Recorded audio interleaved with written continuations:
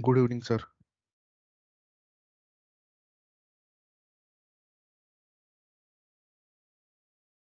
तो आज हमारे यहाँ उत्सव था इसलिए नहीं कर पाया सर। कल कर क्या- आज क्या है? सर उत्सव था इधर हमारे गाँव में। चलिए, बाकी लोगों का क्या रीजन है? सर थोड़ा प्रॉब्लम आ गया था, मैं कर लूंगा आज। वो प्रॉब्लम बताइए, क्या प्रॉब्लम आ गई थी? सर एक्चुअली मेरा बैंक अकाउंट जो है फ्रीज हो गया है, इसीलिए मैं बैंक में गया था। अरे तो बैंक में 24 घंटे थोड़ी लग गए होंगे। देखिए, ऐसे सर रीजंस आज मत क्या दिया सर? करिए। ऐसे रीजंस मत दिया करिए जो जस्टिफाई ना कर पाए। ठीक है। अब मैं बाकी लोग जिन्होंने कर लिया, मैं आपको एक दूसरा प्रॉब्लम स्टेटमेंट दे रहा हूँ, आप लोग सॉल्व करिए, और जितनों का भी नहीं हुआ है ना, वो अभी के अभी इसको क्लास में सॉल्व करिए। ठीक है, because this is not sir going to work. Sir मैं अभी जॉब पर हूँ, अभी तो लैपटॉप नहीं है मेरे पास। आप क्लास छोड़ के जा सकते हैं। नहीं सर, मैं अटेंड तो कर सकता हूँ मोबाइल से, लेकिन मैंने वो पता है ना, लैपटॉप मैंने से। स्टार्टिंग ऑफ द क्लासेस में ये चीज बोली थी, आप थे या नहीं मुझे नहीं पता, कि मोबाइल से अटेंड करना इज सेम एज ना अटेंड करना। आप रिकॉर्डिंग तो देख ही सकते हो। वैसे भी जो मोबाइल से अटेंड कर रहे हैं उनके लिए वैसे ही रिकॉर्डिंग देखने जैसा। क्या फर्क पड़ता है?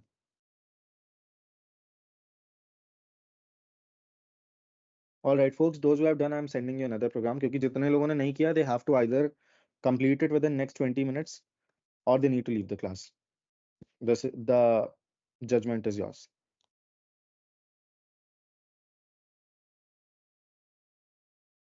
मतलब ये चीज कब तक ऐसी चलेगी कि मैं, मतलब क्या बोलूं मैं।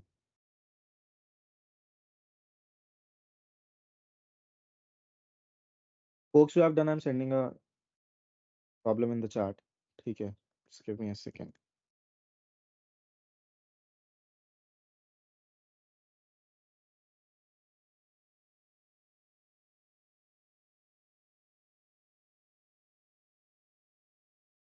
देखिए, the problem which I have sent in the chat is कि आपके पेज में मल्टीपल अनऑर्डर्ड लिस्ट हो सकती हैं। ठीक है, तो आपको एक HTML पेज बनाना है जिसमें बहुत सारे एलिमेंट्स होंगे, पैराग्राफ भी होंगे, हेडिंग भी होंगी, जो भी आप चाहो आप डाल सकते हो, मतलब you are free to do that. And ULs भी डालनी है आपको, ठीक है, which is unordered list. Unordered list में मल्टीपल एलिमेंट्स होंगे, हो सकते हैं, नहीं भी हो सकते हैं। ठीक है, आपका टास्क है कि हर एक अनऑर्डर्ड लिस्ट के फर्स्ट और लास्ट एलिमेंट को, जैसे अगर मान लीजिए unordered list look something like this, ठीक है, तो आपका हो जाना चाहिए result first, B and last. ठीक है, तो हर एक अनऑर्डर्ड लिस्ट के फर्स्ट और लास्ट एलिमेंट को वर्ड फर्स्ट एंड लास्ट से रिप्लेस करना है। Right, so this is what you need to do, this is your target. आपका HTML पेज में कितनी भी अनऑर्डर्ड लिस्ट हो सकती है, दूसरे भी कितने भी एलिमेंट्स हो सकते हैं। ठीक है, तो basically you have to do this, आपको ये करना है। राइट, तो आप लोग करिए, मैं 15-20 मिनट दे रहा हूँ, 15 मिनट से ज्यादा नहीं लगने चाहिए। 5 minute for designing the HTML and 10 minute में आपका प्रोग्राम हो जाना चाहिए। सो 15 minutes आई एम प्रोवाइडिंग। और जिनका नहीं हुआ है कल वाला प्रोग्राम, वो अभी बैठ के इसको करिए। Hello sir. हाँ जी, सर क्वेश्चन एक बार बताएंगे फिर से, समझा नहीं सर, कैसा मतलब क्या करना है एग्जैक्ट? मैंने लिखा है टेक्स्ट में, आप पढ़ लीजिए। Hello sir. हाँ जी, सर कल आपने जो क्वेश्चन दिया था सर, वो मैंने ट्राई किया था। आपने सर इमेजेस वाला क्वेश्चन दिया था, उसमें कहा था आपने कि अल्टरनेटिव जो हमारा इमेज होगा उसको बैकग्राउंड देना है। सर मैंने ट्राई किया था, बट सर वो हो नहीं पाया। सर आप देख लीजिए। क्या दिक्कत आ रही है? रादर देन सेइंग कि वो हो नहीं पाया, आपको ये कहना चाहिए कि दिक्कत सर क्या आ रही है। प्रॉब्लम ये आ रही है कि और मैं सर बैकग्राउंड नहीं देना है, बॉर्डर देना है। ये सर बॉर्डर देना था। सर मैं इसे सेलेक्ट नहीं कर पा रहा इमेज को, पर्टिकुलर इमेज को कैसे सेलेक्ट करूँ? सर थोड़ा कॉम्प्लिकेट हो रहा है। अभी ट्राई करिए। Okay sir. और बाकी जिनका हो गया वो लोग प्लीज ये ट्राई करिए। मुझे स्टार्ट तो करना था इवेंट्स के साथ, इवेंट्स एंड इवेंट हैंडलर्स के साथ, but seeing the performance of the class, देखते हैं आज मैं करता भी हूँ या नहीं करता हूँ। सारे एफर्ट्स मतलब मुझे ही करने पड़ते हैं, दैट्स द थिंग, कि सारे एफर्ट्स मैं करूँ, आप लोगों की तरफ से रिस्पॉन्स ही नहीं आना। मतलब दिक्कत आ रही है, जैसा उन्होंने अभी नदीम ने बोला, that's a different case, right. But ये रीजंस देना कि बैंक अकाउंट फ्रीज हो गया था, अरे तो बैंक तो सुबह गए होगे ना, रात में क्या किया, या फिर बैंक से आने के बाद क्या किया? व्हाट इफ आज इंटरव्यू होता, तब भी बैंक जाते?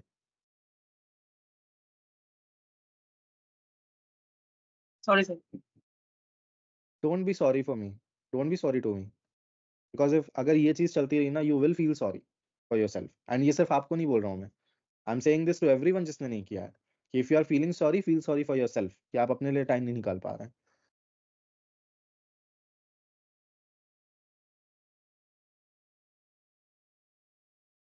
Excuse me hello sir. Bro. Yes, sir minimum unordered list कितने मतलब हम रखे हैं अपने इसमें? कितनी भी हो सकती हैं। आई मीन एक तो रख ही लो at least, so that we see the effect, and उसके बाद आप कितनी भी रख सकते हो, मतलब depends on you, there is restriction or constraints. Okay.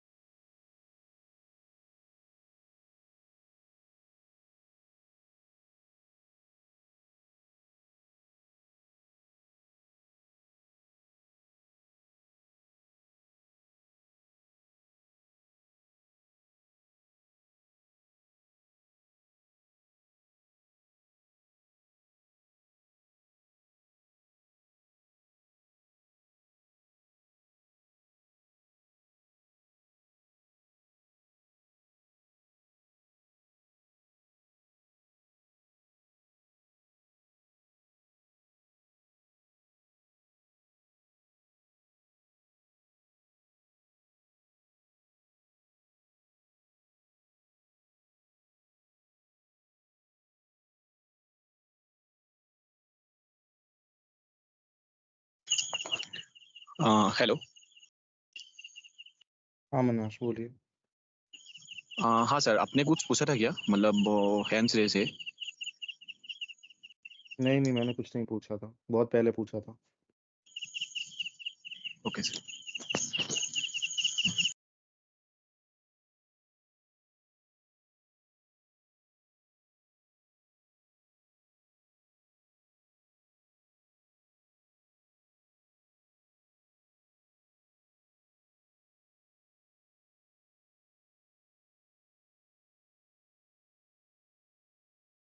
जिसका जिसका हो जाए प्लीज रेज योर हैंड्स।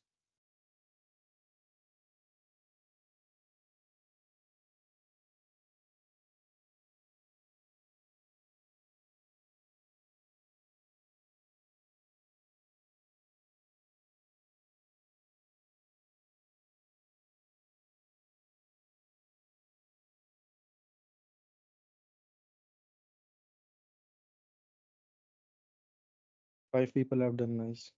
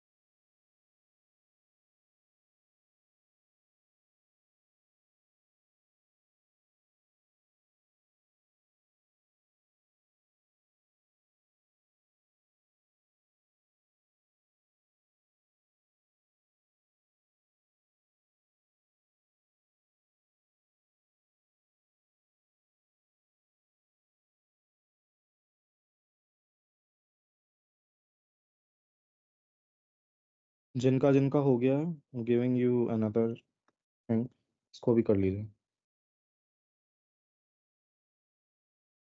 तो मैंने चैट में भेजा है, इसके लिए आपको क्या करना है, विंडो ऑब्जेक्ट का यूज करना पड़ेगा। ठीक है, डॉक्यूमेंट का यूज तो होगा ही, पर आपको विड्थ एंड साइज हो तो विंडो चाहिए, तो आप विंडो ऑब्जेक्ट थोड़ा सा एक्सप्लोर करिए कि हाउ डज दैट वर्क।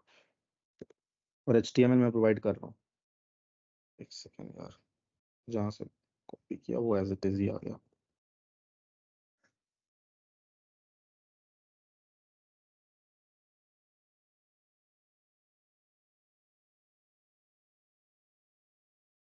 ठीक है, जितने लोगों का कल वाला प्रोग्राम नहीं हुआ था उनमें से हुआ किसी का? सर कल वाला प्रोग्राम जो है वो सिर्फ CSS का यूज करना होगा ना? वो सिर्फ CSS का यूज करना होगा ना स्टाइलिंग? कल आप नहीं थे क्लास में, हाँ सर। हम डॉम मैनिपुलेशन डिस्कस कर रहे हैं, तो डॉम से करना है आपको। Okay sir. बाकी लोगों का हुआ वो कल वाला प्रोग्राम जिन्होंने नहीं किया था? कल वाला कितने लोगों का हो गया है? एक बार हैंड्स रेज करिए, जिनका पहले हो गया है या जिनका अभी हो गया है। एवरीवन रेज हैंड्स, जिनका कल वाला हो रखा है। जिनका कल वाला हो गया है इमेजेस वाला, चाहे कल कर लिया हो आपने घर पे कर लिया हो, चाहे अभी कर लिया हो, रेज हैंड्स। जिनका कल वाला इमेज वाला हो गया है प्लीज रेज हैंड्स।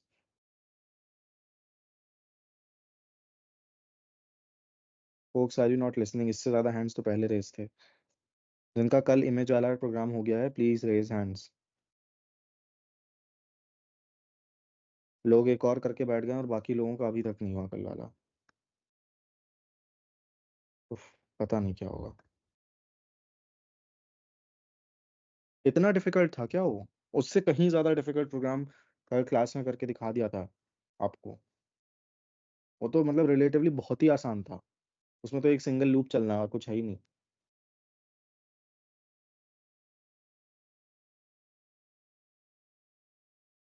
ये बाकी लोग जिनका नहीं हुआ है इनका क्या रीजन है ना होने का? कुछ लोगों ने तो बताया, बाकी लोग भी बताइए। Rashmi, what's your reason? Yes, sir, I'm doing, but getting some errors, sir, trying to resolve. Why did you not try that at home? I tried yesterday also, sir, but I joined late now. Make sure you join on time. Yeah, sure, sir. साहिल, आपको क्या problem हो रही है? कर रहे हैं कल क्यों नहीं किया, अभी क्यों कर रहे हैं? कल वन का अभी बहुत सारा हाँ अगले जी। अगले नहीं, नहीं ये टाइम नहीं है ना करने का। करने का टाइम तो ये घर पे ही था, आप अभी कर ही क्यों रहे हो? कोई पहला क्वेश्चन तो वही है। और ये सबसे ही है कि अभी ये कोई टाइम है क्लास में करने का? This time should be utilise for teaching new concepts and making you practice on those. जो चीजें मैं कल पढ़ा चुका हूँ उन पे मुझे आज प्रैक्टिस करानी पड़ रही है। ये classes are not meant for that.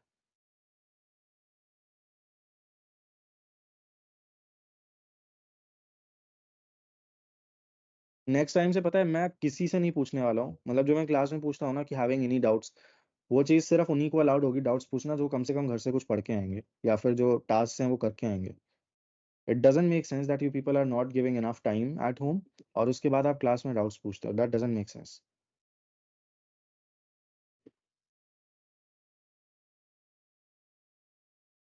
Anyways, just wrap it up fast.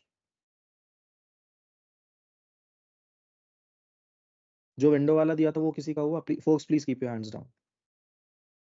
Sorry, अभी जो मैंने सेकंड लास्ट दिया था वो कितने लोगों का हुआ है? जो लिस्ट वाला दिया है वो कितने लोगों का हो गया? लिस्ट वाला, लिस्ट 1 अनऑर्डर्ड लिस्ट वाला कितने लोगों का हो गया? पहले आप इमेज वाला करिए, फिर उसके बाद अनऑर्डर्ड लिस्ट वाला करिए. ठीक है, जिनका इमेज वाला नहीं हुआ please don't jump to the in unordered list 1. First of all complete that one. ठीक है, और इमेज वाला किसी का हुआ? Please keep your hands down. Sorry, image वाला बोल रहा हूँ. The last one which I send, window वाला किसका हुआ? विंडो वाला. Anyone done with the sir window? हो रहा है सर, 1 मिनट। करिए करिए. सर उसको शॉर्ट बड़ा छोटा करेंगे तो वेट चेंज होनी चाहिए टाइम के लिए. हाँ हाँ. Okay sir. सर मुझे समझा नहीं लास्ट वाला, मतलब विड्थ को रिसाइज करना, मतलब मेन टैब को रिसाइज कर रहे हैं कि कैसे? थोड़ा वो क्लियर विड्थ नहीं हुआ रिसाइज मतलब आप अपने ब्राउजर विंडो को रिसाइज कर रहे हैं. मुझे। ओके सर, ये मीडिया क्वेरी जैसा नहीं होगा एक तरीके से? Kind of. बट आपको विड्थ शो करनी है उस केस में स्क्रीन पर. ओके ठीक।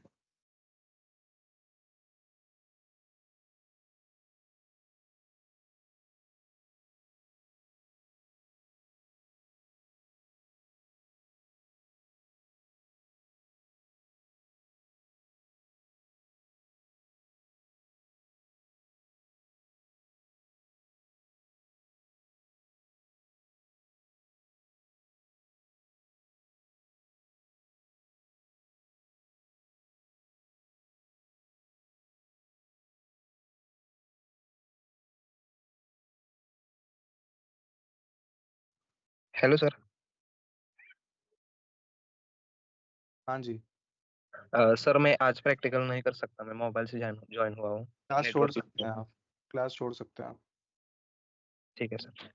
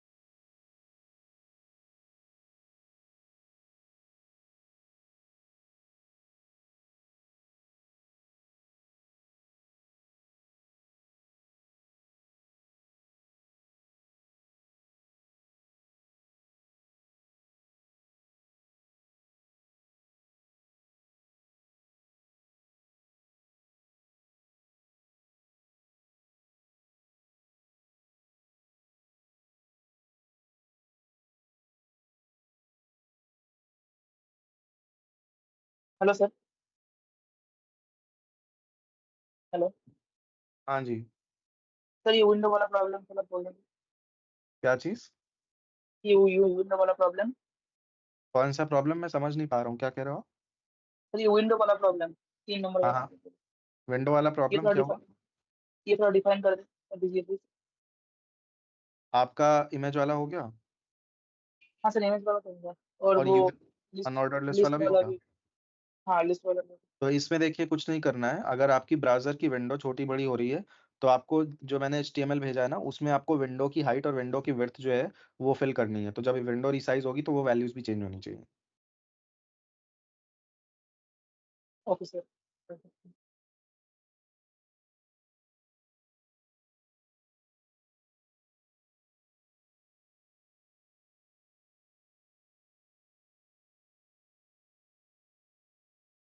Hello sir. Hello sir. हाँ जी.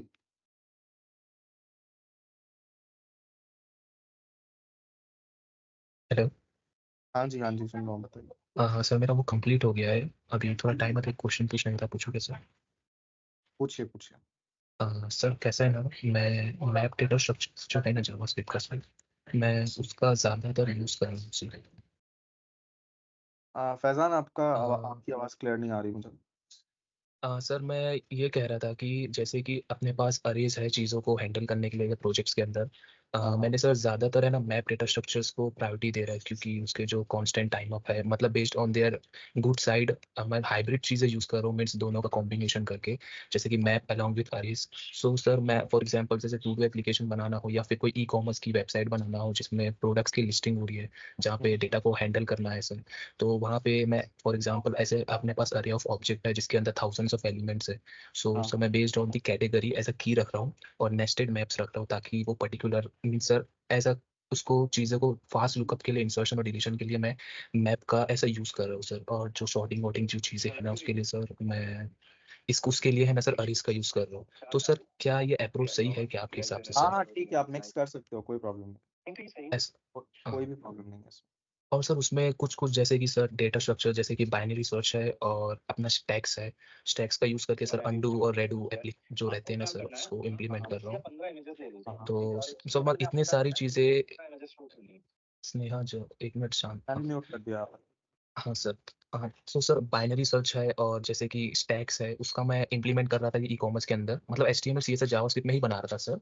बट क्या इतनी सारी चीज़ें इसके अंदर यूज़ करना एक बेटर तरीका है क्या कोई सर? प्रॉब्लम नहीं है, कोई प्रॉब्लम नहीं है, जब तक आप देखिए परफॉर्मेंट इनफ है, क्योंकि आप कोड लिख रहे हैं तो आपको पता है कि आप क्या कोड लिख रहे हैं, तो आपको यस सर। उसके न्यूएंसेस भी पता है, आपको उसके पॉजिटिव्स भी पता है, तो ये मत यस। सोचिए कि जस्ट बिकॉज आप डिफरेंट डेटा स्ट्रक्चर्स यूज कर रहे हैं कोई प्रॉब्लम होगी।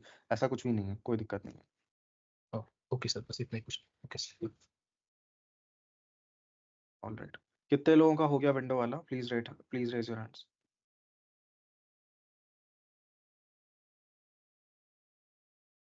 दो ही लोगों का हो पाया, बाकी लोग क्या कर सर रहे हैं? इसको तो हम्म? सर इसको तो मैंने ऐड इवन लिस्नर और इनबिल्ट मेथड से किया सर। विदाउट इसका कैसा आएगा सर, एक बार समझाएंगे? क्या?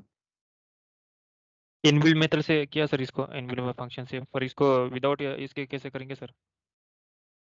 विदाउट मतलब क्या? मैं समझ नहीं पा रहा हूँ आप क्या बोलना मैंने सर चाह रहे ऐड मैंने इवेंट लिस्नर से किया सर, जो इनबिल्ट जो रहते हैं जावास्क्रिप्ट के फंक्शन उससे हैं। किया हाँ सर। हाँ, पर और विदाउट इसके कैसे होंगे sir, without inner inbuilt method और फंक्शन की? वो नहीं सर मुझको, मतलब वो एक बार मेरे को लॉजिक। ठीक है, देखते हैं।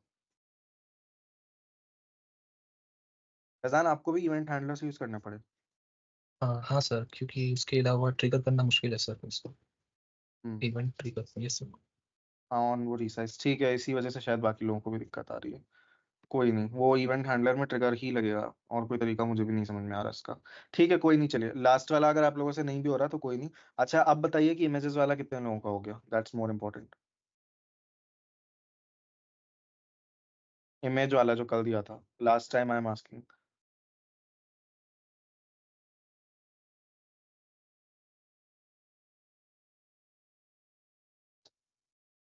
ठीक है, मैं खुद करके दिखाता हूँ।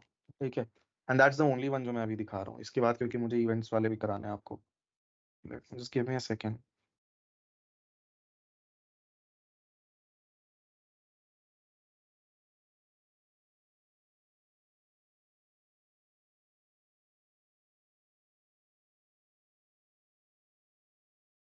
ठीक है, इसमें मान लीजिए मैं मल्टीपल इमेजेस डाल देता हूँ। ठीक है, तो दो तो हैं ही मेरे पास, और क्या फर्क पड़ता है, इन्हीं दो से मैं मल्टीपल इमेजेस जनरेट तो हमेशा ही कर सकता हूँ, राइट?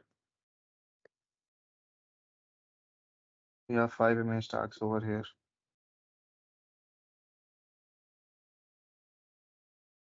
SRC में पहले मैं दे देता हूँ events dot JPEG, then nature dot JPEG.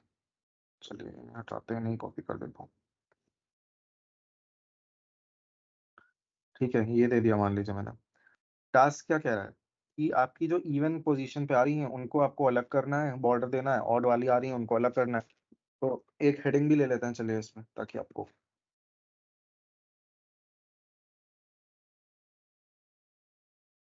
ठीक है, सबसे पहले तो इमेजेस सेलेक्ट करनी होंगी, लेट इमेज।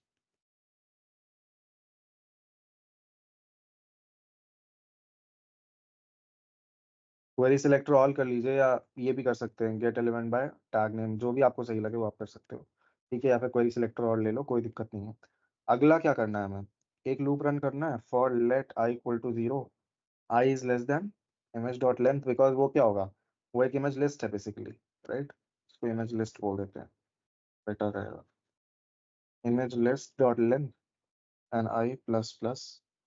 अब if कैसे पता चलेगा कि इमेज इवन पोजीशन पे है ऑड है? अगर i की मॉडुलो 2 इक्वल इक्वल 0 है, i मतलब क्या है, i उसकी जगह पोजीशन ही तो है, i modulo 2 triple equals to 0। ठीक है, तो इमेज इवन है, इवन पे मान लीजिए मैं ग्रीन बॉर्डर दे देता हूँ उसको, तो कैसे बॉर्डर दे सकते हैं?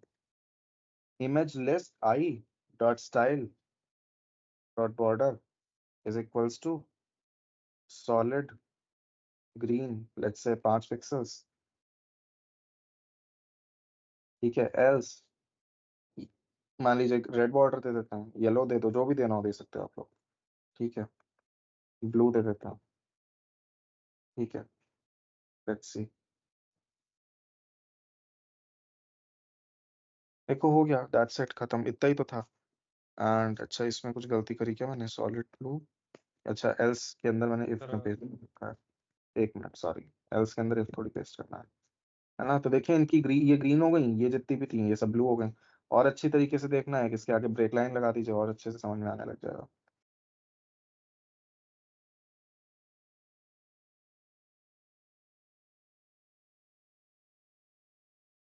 है ना? अभी देखिए green blue green blue green blue, यही तो करना था, और था ही क्या इसमें? कुछ था ही नहीं। इससे बहुत ज्यादा कॉम्प्लिकेटेड प्रोग्राम हमने कल कर लिया था, और जब कल मैं पूछ रहा था कि किसी को कोई डाउट्स तो नहीं है, तो कोई किसी को डाउट्स नहीं थे। पर आज ये इतनी सिंपल सी चीज नहीं हुई किसी से, मतलब ये तो बहुत ही ज्यादा सिंपल है ना। सर हाँ जी, सर मैं स्क्रिप्ट टैग अगर हेड में लगाता हूँ तो सर उसमें क्या प्रॉब्लम होगी? कोई नहीं उसमें sir, problem, external file add करता हूँ मैं। ये चीज आपकी काम नहीं करेगी, मैं आपको करके दिखाता हूँ।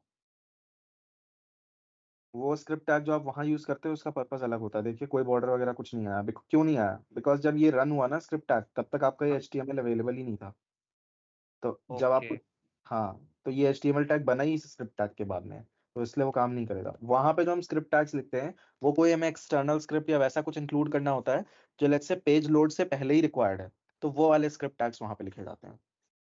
ओके हाँ जी, ना सर हाँ जी, सर यहाँ पे फॉर लूप के अलावा फॉर ईच अगर यूज करें तो? नहीं काम करेगा। मैंने कल भी बताई सर थी ये चीज कि चलो ये एरे नहीं है, this is not an array, this is a collection और अ नोड लिस्ट। क्योंकि ये एक एरे नहीं है, वो काम नहीं करेगा। सर मैंने फॉर ईच से किया सर था, फॉर ईच मैंने यूज किया था, उससे तो हो गया था सर। दो एग्रीमेंट पास करके सर। एक्चुअली वही बताने के लिए फॉर ईच से किया था। चल रहा है, मेरा तो नहीं चला था। हाँ सर, क्वेरी सिलेक्टर ऑल। हाँ सर, सर फॉर ईच मैं लेक्चर क्वेरी ऑल सिलेक्टर से का टाइप, फॉर ईच क्वेरी से सेलेक्ट सिलेक्टर कर का रहा है। टाइप मोस्टली नोड लिस्ट है ना शायद। इसका टाइप अगर मैं देखूं तो इसका टाइप कलेक्शन है, console.log, यस सर। नहीं सर, गेट है एलिमेंट ना? नहीं है, फॉर ईच लेक्चर से हो रहा है।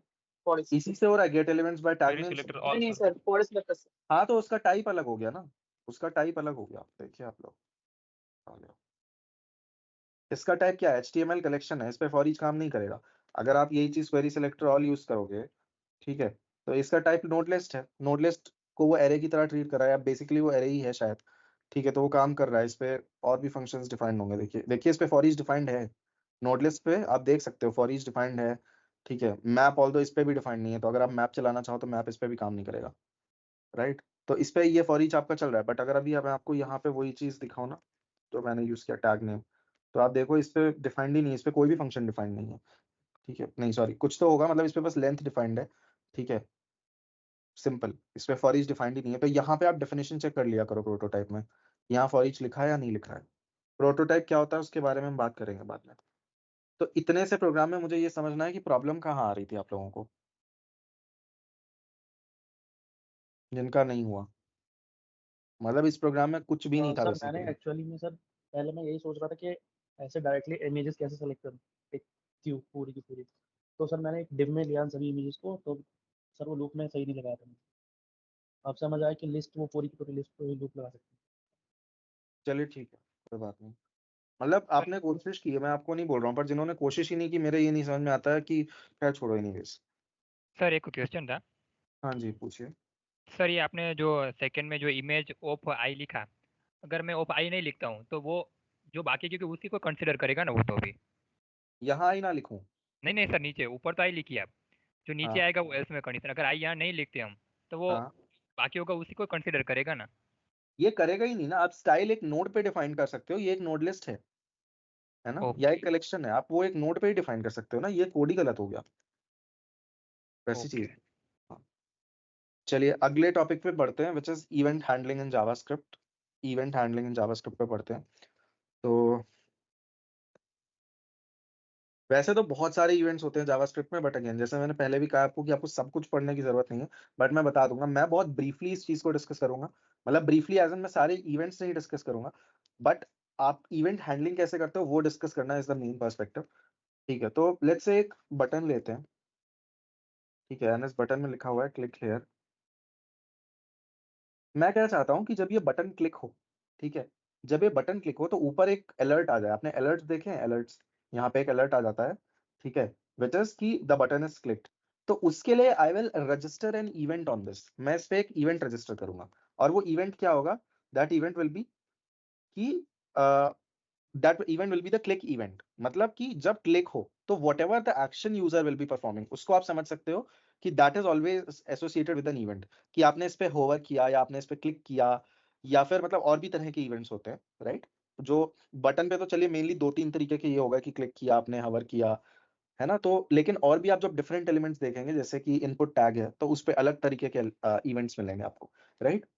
तो इवेंट्स क्या है? Basically events are a way in which JavaScript can respond to user actions. Events are a way in which JavaScript can respond to user actions. For example, अगर मैं चाहता हूं जब ये क्लिक हो, ठीक है, तो मान लीजिए मैं चाहता हूं इसी का कलर येलो हो जाए। अलर्ट वाले पे आता हूं मैं भी, ठीक है, या चलिए पहले अलर्ट वाला कर लेते हैं कि जब ये क्लिक हो तो अलर्ट दिखे और उसमें दिखे मुझे दिस बटन इज क्लिक। तो उसके लिए मुझे क्या करना पड़ेगा? यहाँ पे एक इवेंट रजिस्टर करना पड़ेगा, ठीक है। तो how do I do that? Because मैं क्लिक पे इवेंट रजिस्टर करना चाहता हूँ, मैं यूज करूंगा यहाँ पे ऑन क्लिक का, ठीक है। On click is basically your event या इवेंट हैंडलर, आप कुछ भी बोल दो उसको, इवेंट हैंडलर है जिसकी मदद से आप इसमें कोई भी वो कर सकते हो। तो जैसे यहाँ पे मैं देता हूँ अलर्ट, और अलर्ट अलर्ट में मैं पास करता हूँ कि द बटन इज क्लिक्ड, ठीक है, ये पास करते हैं। देखिए ये बटन आया, ये भूल जाइए ये कहाँ से आ रहा है, ये तो आपका ये जो होता है ना होस्ट, जहाँ पे होस्टेड है, वो दिखा रहा है कि the host says the button is clicked, ठीक है। तो ओके ओके दबाएंगे, चला जाएगा, राइट? तो जितनी बार भी आप बटन दबाओगे ना, आपको ये देखने को मिलेगा। तो बेसिकली ये अलर्ट क्या होता है? ये अलर्ट यही चीज है जो आपको ये देखने को मिल रहा है ना, ये बॉक्स यहाँ पे, this is your alert alert functionality, ठीक है। और इसमें हमने क्या पास किया था? Button is click. चलिए एक और एग्जांपल देखते हैं। सपोज करिए आप चाहते हैं जब ये क्लिक हो तो इसका कलर येलो हो जाए, राइट? तो सिंस इसी का कलर येलो हो जाए, आप चाहते हैं कि इसी का कलर येलो हो जाए, ठीक है, तो इसी मतलब अगर आप इवेंट हैंडलर उसी एलिमेंट पे रजिस्टर कर रहे हैं जिसका आपको चेंज करना है, तो आप क्या यूज कर सकते हैं? आप दिस का यूज कर सकते हैं उस केस में, ठीक है। और मैं क्या करूंगा? This dot style dot colour equals to yellow कर देते हैं,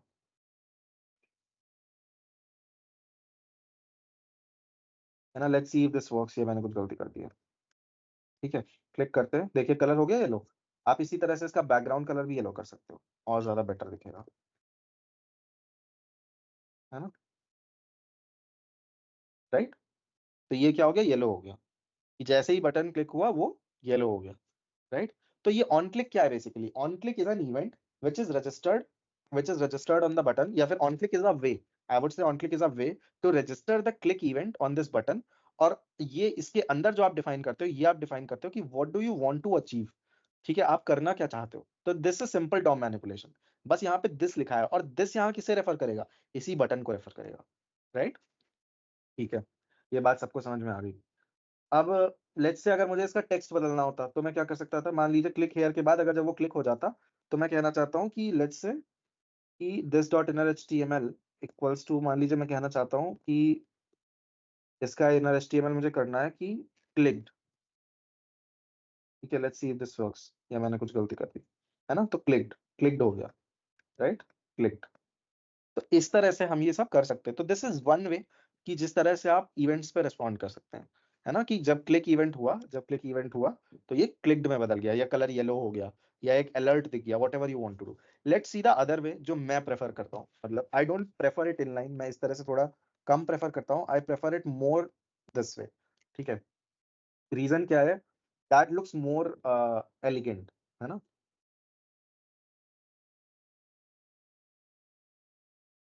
स्क्रिप्ट टैग लेंगे और इस बटन को सिलेक्ट कर लेंगे, ठीक है। तो let button is equals to, आप पूरा बटन भी लिख सकते हो, again it's just the name of the variable, document dot get element by tag name, get elements by tag name button, and इसका 0th एक्सेस कर लिया लेट्स से, बिकॉज ये एक लिस्ट है ना, ये क्या है? ये आपका कलेक्शन है।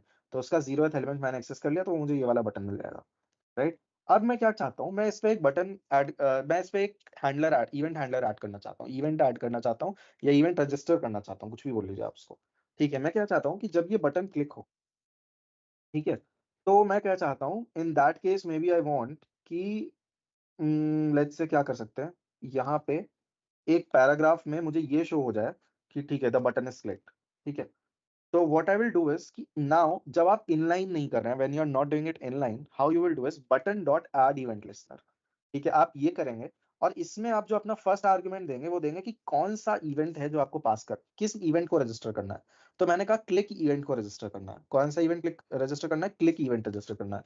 और क्लिक इवेंट में क्या करना है, मैं एक फंक्शन चलाना चाहता हूँ। तो यहाँ पे आप वो फंक्शन मेंशन कर सकते हैं जो फंक्शन आपको रन करना है। तो मैं अब इस फंक्शन में क्या करूंगा, मैं इस पैराग्राफ में फिल कर दूंगा कि the button has been clicked. अभी तक इस पैराग्राफ में कोई भी टेक्स्ट नहीं है, but let's add the text now. तो उसके लिए सबसे पहले मुझे पैराग्राफ एक्सेस करना पड़ेगा। document.getElement by tag name paragraph and again 0, पहला पैराग्राफ, एंड देन p.innerhtml या inner text, आपको जो भी लिखना हो आप लिख सकते हो, द बटन इज क्लिक्ड।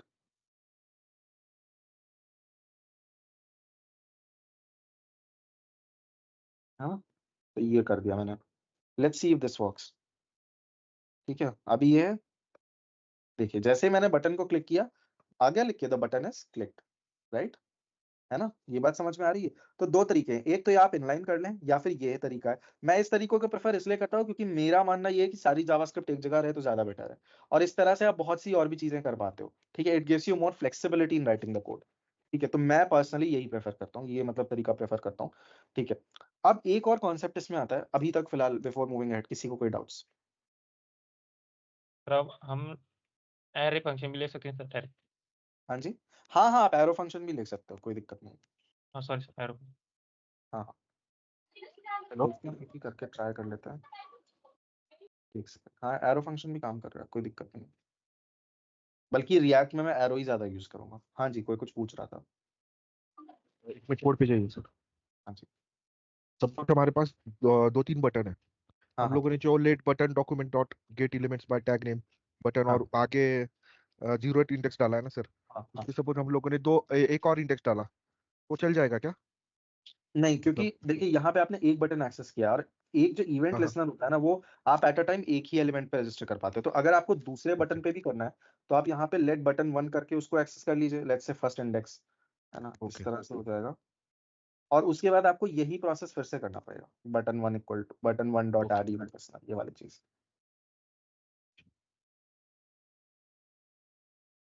और कोई डाउट्स किसी को भी? सर वो जो बटन एड इवेंट लिस्टनर पे क्लिक है, हाँ हाँ, तो इसका क्या फंक्शन है? क्लिक क्या है? क्लिक बेसिकली बता रहा है कि किस तरह के इवेंट पे आपको ये फंक्शन चलाना है। क्लिक ये बता रहा है कि किस तरह के इवेंट पे आपको ये फंक्शन चलाना है। तो यहाँ मैं बोल रहा हूँ क्लिक पे चलाना है, क्लिक करो तब चलाओ। इसकी जगह पे आपका माउस ओवर भी हो सकता था, माउस ओवर। सर ठीक मतलब है, क्लिक एक इनबिल्ट फंक्शन है। क्लिक एक इनबिल्ट फंक्शन नहीं है, क्लिक एक इनबिल्ट इवेंट है। Okay okay sir, okay sir. हाँ जी, ये देखिए, ये माउस ओवर फंक्शनैलिटी है कि जब आप उसके ऊपर एक तरह से होवर कर रहे हो ना, माउस ओवर वैसे स्लाइटली डिफरेंट होता है होवर से, बट जब आप उसके ऊपर होवर कर रहे हो तब वो चलेगा। अभी मैं क्लिक नहीं करूंगा, नोटिस दैट अभी मैं क्लिक नहीं कर रहा हूँ, मैंने सिर्फ होवर किया है इसके ऊपर, एंड आके लिख गया। ठीक है, तो इस तरह से और भी इवेंट्स होते हैं जो माउस पे आपके या फिर बटन पे चलते हैं। तो वो आप एक्सप्लोर कर सकते हो कि कौन कौन से इवेंट्स होते हैं। मैं एक बार खुद भी दिखा देता हूँ, इवेंट्स ऑन बटन जावास्क्रिप्ट। हाँ संतोष बताइए। सर आपने जो एक्सेस किया ना सर वहाँ पे, हाँ जी, हाँ सर ये वो एक्सेस सर जरूरी है सर वहाँ पे एक्सेस करना आती है सर नीचे? कहाँ पे एक्सेस किया मैंने? सर लाइन नंबर 16 में एक्सेस किया ना sir, let equal to P. जरूरी नहीं है, पर आप पैराग्राफ को टारगेट कैसे करोगे? सर तो इसमें सर वो क्या बोलते हैं सर, वो अति रूल नहीं चलेगा? हाँ जी, कौन सा क्या सर? नहीं चलेगा, मैं समझा नहीं, क्या बोल रहे हैं? सर डायरेक्ट एक्सेस वो अपने आप नहीं कर लेगा सर, चैन रूल नहीं चलेगा इसमें? अपने आप कैसे एक्सेस कर लेगा? आपको बताना तो पड़ेगा कि कहाँ पैराग्राफ में ऐड करना है आपको। अच्छा सर, हाँ जी, ठीक है सर। ठीक है। हाँ, अच्छा, 2 और इवेंट्स हैं जो आप लोगों को पढ़ने चाहिए। मैं नहीं पढ़ा रहा हूँ, पर आप लोगों को खुद पढ़ने हैं। If you want to write down, आप लिख सकते हो। ऑन लोड और ऑन अनलोड, ये क्या काम करते हैं? बेसिकली जब आप किसी पेज को छोड़ते हो या किसी पेज पे वापस आते हो, तब ये ट्रिगर होते हैं। ठीक है, जैसे अगर मैं ऑन लोड बताऊं, ठीक है, तो वो जनरली बॉडी पे लगता है। वैसे आप कहीं पे भी लगा सकते हो, ऐसा कुछ जरूरी नहीं है। तो लेट्स से मैं बॉडी पे लगाता हूँ on load, and on load में मैं लेट्स से क्या करता हूँ, एक कंसोल डॉट लॉग कराता हूँ लोडेड, इसके अंदर डालते हैं लोडेड, लेट्स सी। ठीक है, तो जब पेज लोड होगा, कमांड शिफ्ट सी कंसोल, देखिए पेज लोड हुआ तो ये आया, रिफ्रेश किया फिर से आया, फिर रिफ्रेश किया फिर से आया, राइट। इसी तरह से आप अनलोड, तो इनकी क्या यूजेस वगैरह हैं ये आप लोग खुद से पढ़ सकते हो। ये मेरा पर्पस नहीं है अभी क्लास का। पर्पस है आपको ये समझाना कि इवेंट हैंडलिंग होती कैसे है, राइट। अब एक और इसमें इंपॉर्टेंट ऑन इनपुट वगैरह, ऑन चेंज बता देता हूँ। चलिए ऑन चेंज, और एक लास्ट चीज इसमें बतानी है। अच्छा हाँ, एक ये भी चीज है कि आप एक से ज्यादा भी इवेंट लिसनर डाल सकते हो। मतलब जरूरी नहीं है कि एक बटन पे एक ही इवेंट लिसनर हो, मल्टीपल इवेंट लिसनर्स भी हो सकते हैं, है ना। तो ये चीज हो गई। अच्छा, ऑन चेंज में आपको बता देता हूँ। मान लीजिए कोई फॉर्म है, इस फॉर्म के अंदर एक इनपुट टैग लगाया। एक इनपुट टैग लेते हैं, किस टाइप का ले लें, लेट्स से टेक्स्ट टाइप का ले लेते हैं, है ना। टाइप इक्वल्स टू टेक्स्ट होगा इसमें, खुद ही लिख लेता हूँ मैं। हाँ, तो ये हो गया हमारा। आईडी दे दी इसको, लेट्स से टेक्स्ट, लेबल दे देते हैं for equal to text not text, name दे देते हैं नेम। लेट्स से ये नेम का इनपुट है, कुछ काम नहीं करेगा ये बटन, जस्ट मैं काम बता रहा हूँ आपको। ठीक है, नेम भी दे देते हैं इसको टेक्स्ट, सॉरी नेम भी दे देते हैं नेम, राइट। ये फॉर्म है मेरा। अब मैं क्या चाहता हूँ कि जब भी इस इनपुट में कुछ भी चेंज हो, whenever something changes inside this input, मैं चाहता हूँ वो अपने आप कैपिटल लेटर में कन्वर्ट हो जाए, है ना। ऐसा कर सकते हैं या नहीं कर सकते हैं? ऐसा कर सकते हैं। तो वो कैसे कर सकते हैं कि सबसे पहले तो इस इनपुट को हम ले लेंगे, तो लेट इनपुट इक्वल्स टू, कैसे सिलेक्ट कर सकते हैं, document dot ID query selector use कर लेते हैं, आईडी यूज कर लीजिए, आपको जो अच्छा लगे आप यूज कर लीजिए, हैशटैग नेम। ठीक है, अब क्या करूंगा, इनपुट डॉट, इसमें मैं यूज करूंगा on change, input dot add event listener. सबसे पहले तो input dot add event listener, ठीक है। और लिसनर कौन सा है, चेंज, ठीक है, लिसनर है चेंज, कि जब भी कुछ भी चेंज हो इनपुट में तो एग्जीक्यूट दिस फंक्शन। ठीक है, क्या करना है हमें, सबसे पहले हमें इस इनपुट की वैल्यू निकालनी पड़ेगी। कोई बताएगा इनपुट की वैल्यू कैसे निकाल सकते हैं हम? Sir dot value. करेक्ट, तो इनपुट डॉट वैल्यू से हमें इसकी वैल्यू मिल जाएगी, राइट। तो let val is equals to input dot value, I guess this is valid, input dot value, value spelling गलत है, ठीक है। एंड हम क्या करेंगे, वैल्यू को अपर केस में कन्वर्ट करके उसको वापस रीसेट करेंगे। तो कैसे कर सकते हैं, इनपुट डॉट वैल्यू, पता नहीं हो सकता मैं सिंटैक्टिकली गलत कर रहा हूँ चीजें, ठीक है, तो वो भी वैलिडेट हो जाएगा, is equals to, to upper case करना होगा ना, मैं value dot to upper case, एक सेकेंड, स्ट्रिंग अपर केस का सिंटैक्स क्या था यार, मैं सिंटैक्स याद रखने में बिल्कुल तो अच्छा नहीं आपने हूँ। Let's see if this works. वैसे मुझे लग रहा है कि मैंने कुछ ना कुछ तो गड़बड़ करी है, और यहाँ पे लेबल, लेबल में अच्छा लेबल दिए ही नहीं है, ठीक है। तो लेट्स से मैं यहाँ पे एंटर करता हूँ डी, हाँ सी इट्स वर्किंग, आई, ठीक है, आई वी, वी लिखना था, ठीक है, सारी चीजें चल रही हैं। तो इस तरह से आप इसको कैपिटलाइज कर सकते हो। इसी तरह से आप इस चीज को ना अपने क्या बोलते हैं, वैलिडेशन के लिए भी यूज कर सकते हो, ठीक है। वैलिडेशन भी कर सकते हो आप इससे, कि लेट्स से कि ये एम्प्टी नहीं होना चाहिए at any moment of time, ठीक है। तो इस तरह से आप वैलिडेशन और ये सारी चीजें भी कर सकते हो। अभी मैं वैलिडेशन एक करके दिखाऊंगा, टिल देन 2 डाउट्स जो है उनको देख लेते हैं। संतोष, क्या डाउट है आपका? अच्छा, होम क्या डाउट है बताइए। सर ये चेंज वाला इवेंट फिर से बताएंगे? क्या चीज? ये चेंज वाला चेंज जो देखिए इवेंट, कुछ नहीं है, चेंज क्लिक इवेंट कब काम करता था, जब आप क्लिक करते थे। चेंज इवेंट तब काम कर रहा है जब इवेंट, जब इनपुट में कुछ भी चेंज हो रहा है ना। जैसे अभी मैंने यहाँ पे एक की प्रेस करी, राइट, तो चेंज इवेंट तब काम करता है। अब चेंज इवेंट में मैं क्या कर रहा हूँ, मैंने इनपुट की वैल्यू निकाली और उसको मैं अपर केस करके उसी पे सेट कर दे रहा हूँ, बस इतना ही कर रहा हूँ मैं, और कुछ नहीं कर रहा हूँ, है ना। सर हाँ जी, जैसे वो नेम है, नेम का फर्स्ट लेटर कैपिटल होना चाहिए, तो सिर्फ हाँ फर्स्ट लेटर के लिए कर सकते हैं क्या? कर सकते हैं। आपको जावास्क्रिप्ट ही तो लिखनी है, आपके पास वैल्यू आ गई। अब मान लीजिए आपके पास वैल्यू आ गई, ठीक है, आपको सिर्फ फर्स्ट लेटर कैपिटल करना है ना, कर सकते हो, मतलब कोई दिक्कत नहीं है। आप हमेशा क्या करो, इनपुट डॉट वैल्यू, पूरी वैल्यू को अपर केस में करने के बजाय ऐसा कर सकते हो आप, वैल्यू 0 आपका पहला कैरेक्टर है, डॉट टू अपर हाँ केस, सर, हाँ। हाँ और बाकी का पूरा वैसे ही ले लो आप। प्लस और सर वो कैरेट 0 से भी तो कर सकते कैरेट से भी कर सकते हैं, कैरेट से भी कर सकते हैं, कोई दिक्कत नहीं है ना। बाकी वैल्यू डॉट सब स्ट्रिंग हो जाएगा। इस तरह से अगर हम करें तो अभी जैसे मैंने डी दिया, डी कैपिटल हो गया, आई दिया, और आई में कोई भी चेंज नहीं हुआ, राइट। तो ये भी कर सकते हैं, आपके ऊपर है, सिंपल जावास्क्रिप्ट है, जितना भी जो भी करना चाहो आप कर सकते हो। ये वैल्यू डॉट सबस्ट्रिंग लिखना जरूरी है क्या? मतलब ये आप नहीं बिना लिखोगे उस ना तो फिर सिर्फ वो फर्स्ट केस ही रह जाएगा ना, मतलब आप अगर ये चीज नहीं लिखोगे तो हम्म। ना सिर्फ फर्स्ट रह जाएगा, बाकी का नहीं आएगा, आएगा ही नहीं। आप आगे कुछ भी लिखते जाओगे वो चला जाएगा, फिर सिर्फ वो डी बचेगा हमेशा। हाँ। चलिए, तो ये हो गया। अब एक फॉर्म वैलिडेशन लास्ट में बता देता हूँ आपको, और उसके बाद में बबलिंग और कैप्चरिंग बताता हूँ। तो ये एक इनपुट हो गया जो नेम है। एक इनपुट हम ले लेते हैं as. Input number, let's say ये है मेरी एज, टाइप नंबर, यहाँ पे एज। ठीक है, मान लीजिए अभी के लिए सिर्फ 2 इनपुट्स हैं मेरे पास, और भी हो सकते हैं, ईमेल भी हो सकता है, और भी हो सकते हैं। मैं क्या चाहता हूँ कि जो नेम है वो एम्प्टी ना हो, ठीक है, जो नेम है वो एम्प्टी ना हो, और जो आपका ये है क्या बोलते हैं इसको, एज है वो लेस देन 18 ना हो। ठीक है, लेट्स से वोटिंग के लिए है ये, मान लीजिए। तो पहली चीज तो लेबल एक और ले लेते हैं, इससे क्लैरिटी रहे।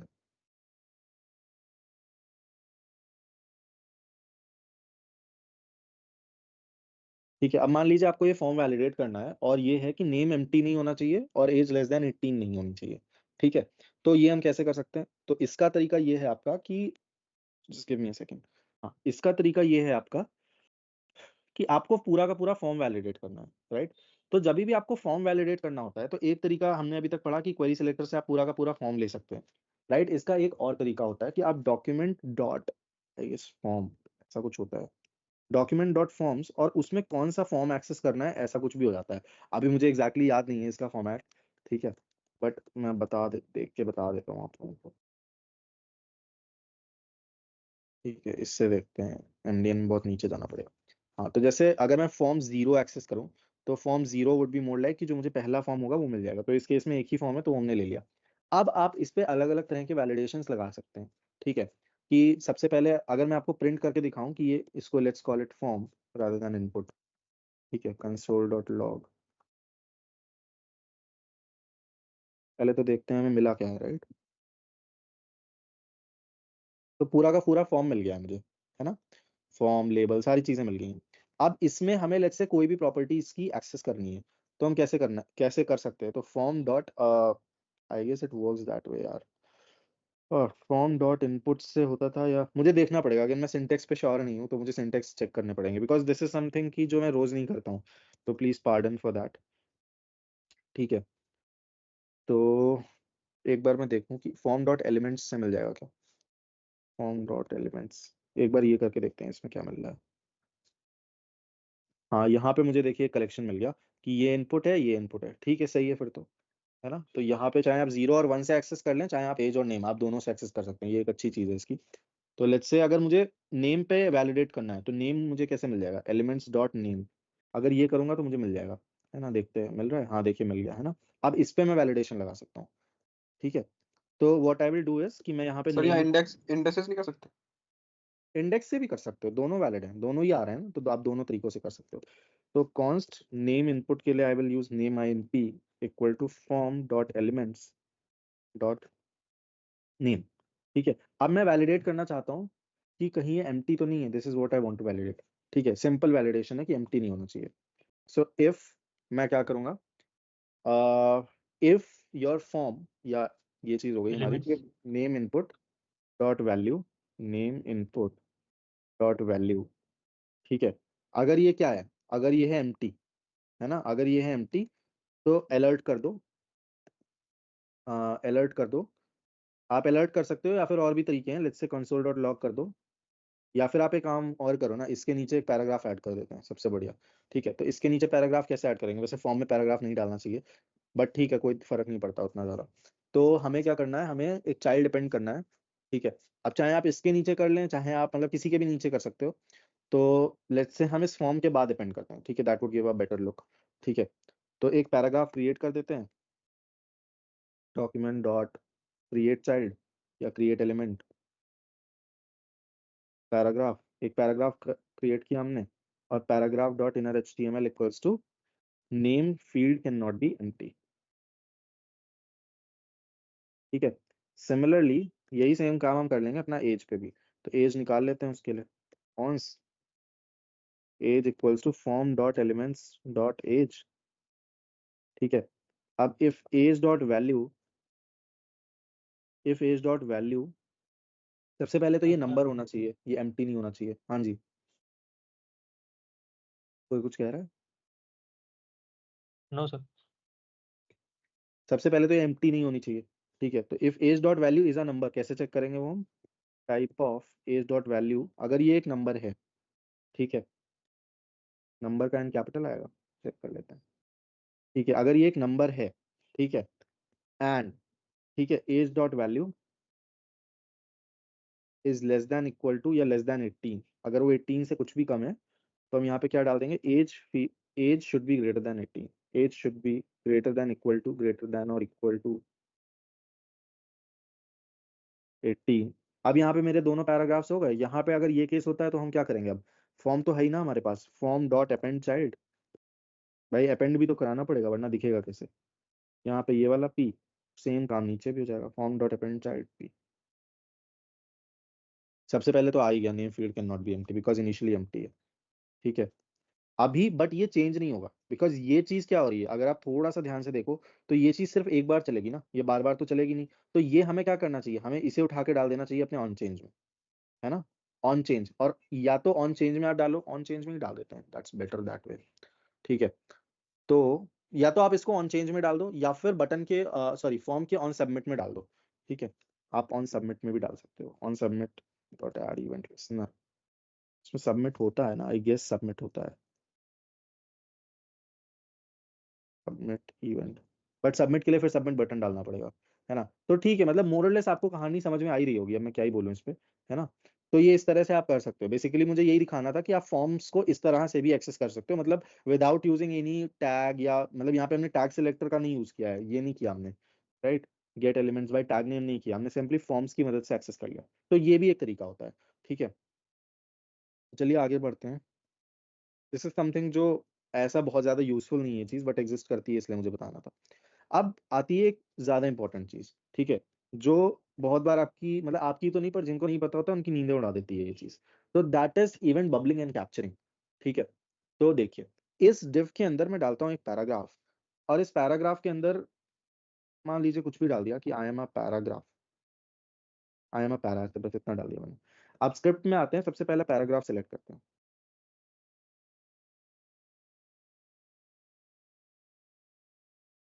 ठीक है, पैराग्राफ सेलेक्ट कर लिया मैंने, राइट, पहला पैराग्राफ सेलेक्ट हो जाएगा क्वेरी सिलेक्टर से। नेक्स्ट मैंने क्या किया, paragraph dot add event listener, ठीक है, मैंने क्या किया, इस पे होवर का इवेंट लिसनर लगाया, और मैंने क्या कहा, फंक्शन चलाओ। होवर तो आपको पता ही है ना, CSS वाला ही होवर है और कुछ नहीं है। इस पे मैंने कहा console dot log from paragraph, sir वहाँ पे माउस ओवर लिखने की जरूरत नहीं है सर, क्या डायरेक्ट ओवर ऐसा लिख होवर सकते हैं? मेरे हिसाब से चल जाता है, इस माउस ओवर से होगा क्या, मतलब मुझे भी यार याद नहीं रहता, बिकॉज पता है क्या, रिएक्ट में ये सब चीजें यूज नहीं करनी पड़ती। सर माउस ओवर होगा। माउस ओवर होगा, हाँ ठीक है, माउस ओवर से आएगा। ठीक है, नाइस, थैंक्स फॉर करेक्टिंग। ठीक है, तो हाँ, तो हमने माउस ओवर लगाया, अभी इसको रिफ्रेश कर देते हैं, राइट। और इसके बाद एक काम करते हैं, आपका डिव भी है भाई, ये पैराग्राफ डिव के अंदर ही है ना, ये डिव भी लेते हैं जरा, document dot query selector div, और डिव पे भी मैं सेम इवेंट लगाता हूँ, instead of paragraph div dot add event listener mouse over, और इसमें मैं लिख देता हूँ फ्रॉम डिव। अच्छा, मुझे एक चीज बताइए, जब मैं पैराग्राफ में माउस ओवर करूंगा, ठीक है, तो क्या ये वाला कंसोल लॉग होना चाहिए या नहीं होना चाहिए? कौन सा वाला सर? आप मत बोलिए, नहीं, not Vivek, not Vivek, not Faizan, जिन लोगों को पहले से पता है they are not allowed to, जिन जो पहली बार डॉम पढ़ रहे हैं दिस इज फॉर देम।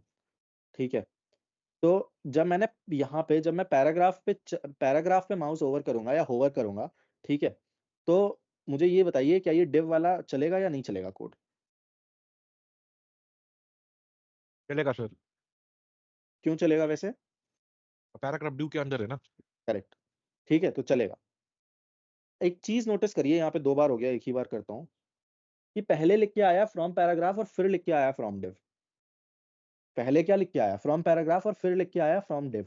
तो देखिए इस चीज को हम बोलते हैं इवेंट बबलिंग। ठीक है, इस चीज को हम बोलते हैं इवेंट बबलिंग। कि होता क्या है basically, let me open paint for that.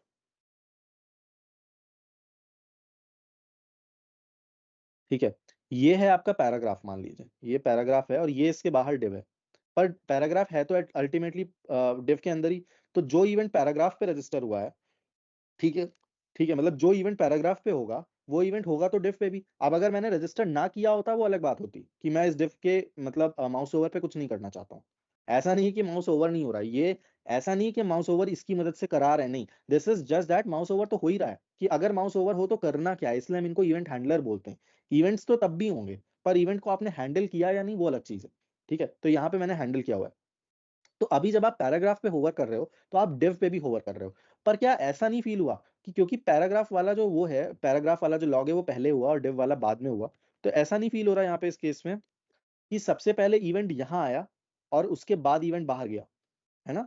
तो जो बबल होता है आपका, बबल जो होता है, ठीक है, अगर आप कभी पानी में आपने ध्यान से देखा हो तो जो बबल्स उठते हैं वो नीचे से ऊपर की तरफ उठते हैं हमेशा, है ना? बबल क्या होता है? नीचे से ऊपर उठते हैं। तो बबलिंग इसीलिए इस चीज को कहा जाता है इवेंट बबलिंग, कि इट ओरिजिनेट्स या it arises from the bottom most element जिसपे इवेंट ट्रिगर हुआ है, और वो ऊपर उठता चला जाएगा।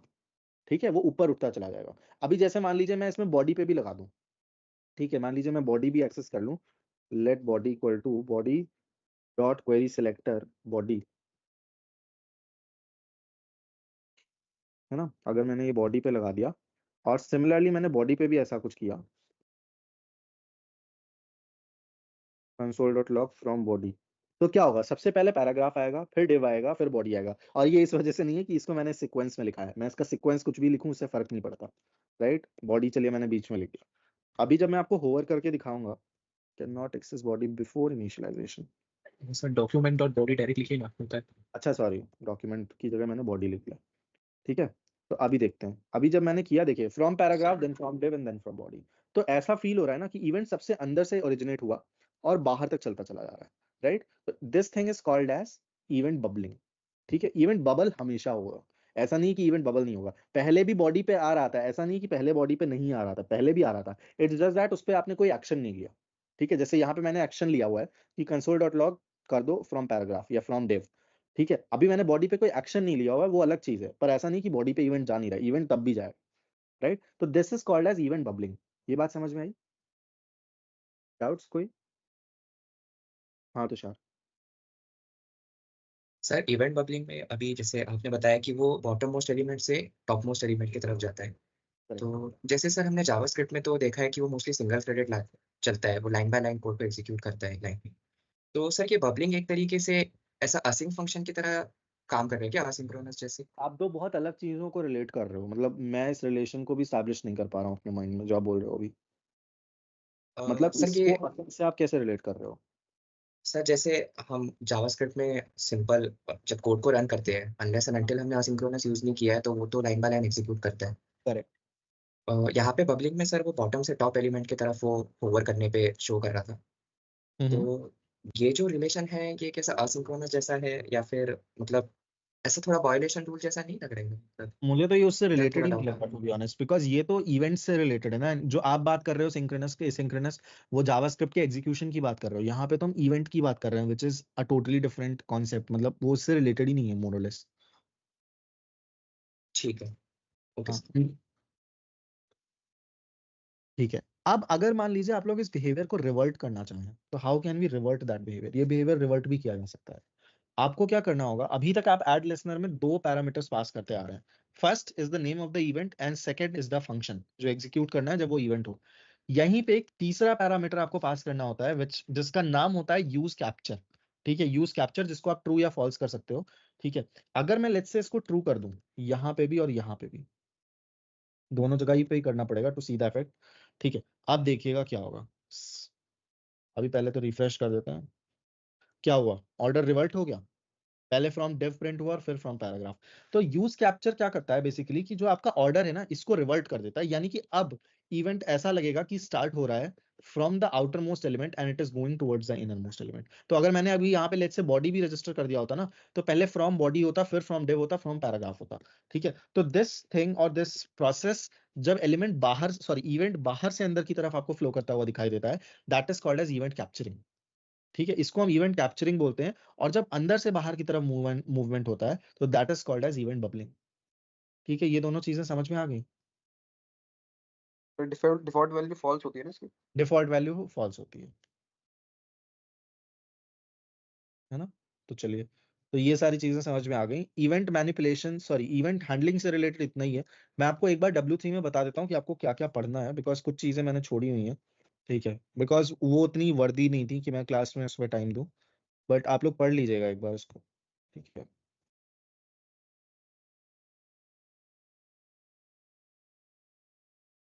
सर इसके कुछ यूज केस आप बता सकते हैं क्या किसके? इवेंट कैप्चरिंग के? इवेंट कैप्चरिंग के आप रिएक्ट में देखेंगे इसके यूज केस, एक नहीं बहुत ज्यादा यूज केस आएंगे जब हम कैप्चरिंग और बबलिंग का अलग अलग यूज करेंगे। Okay sir. तो इसमें आप लोग देखिए ये वाला पूरा सेक्शन पढ़ लीजिएगा, डॉम मेथड्स वाला, ज्यादा कुछ है नहीं इसमें। ठीक है, डॉक्यूमेंट पढ़ लीजिएगा। ये सारी चीजें हमने डिस्कस की हैं, ये आप जरूरी नहीं है इसको पढ़ना, आपके मन में आए तो आप पढ़ लेना। बाकी मैं रिकमेंड नहीं करूंगा फाइंडिंग HTML ऑब्जेक्ट्स, ये बेकार है। ये टेबल मतलब you don't need to read about it, मतलब इतनी ज्यादा इन्फॉर्मेशन याद भी नहीं रहेगी, इतनी इन्फॉर्मेशन है। देन एलिमेंट्स वाला पेज आप पढ़ सकते हो, पूरा ही पढ़ सकते हो, कोई दिक्कत नहीं है। एंड HTML भी आप पूरा पढ़ सकते हो, ये भी छोटा सा ही है। ठीक है, फॉर्म्स आप पढ़ सकते हो, इसमें फॉर्म वैलिडेशन के बारे में इन्होंने पूरा बताया हुआ है। ठीक है, डॉम CSS कैसे चेंज करते हैं ये भी हमने देखा था, ये भी छोटा सा टॉपिक है। एनिमेशन इज ऑप्शनल, अगर आपको पढ़ना है तो आप पढ़ो, ना पढ़ना है ना पढ़ो। ठीक है, और देन इवेंट्स है, इवेंट्स तो पढ़ना ही है, मतलब इवेंट्स इज इंपॉर्टेंट।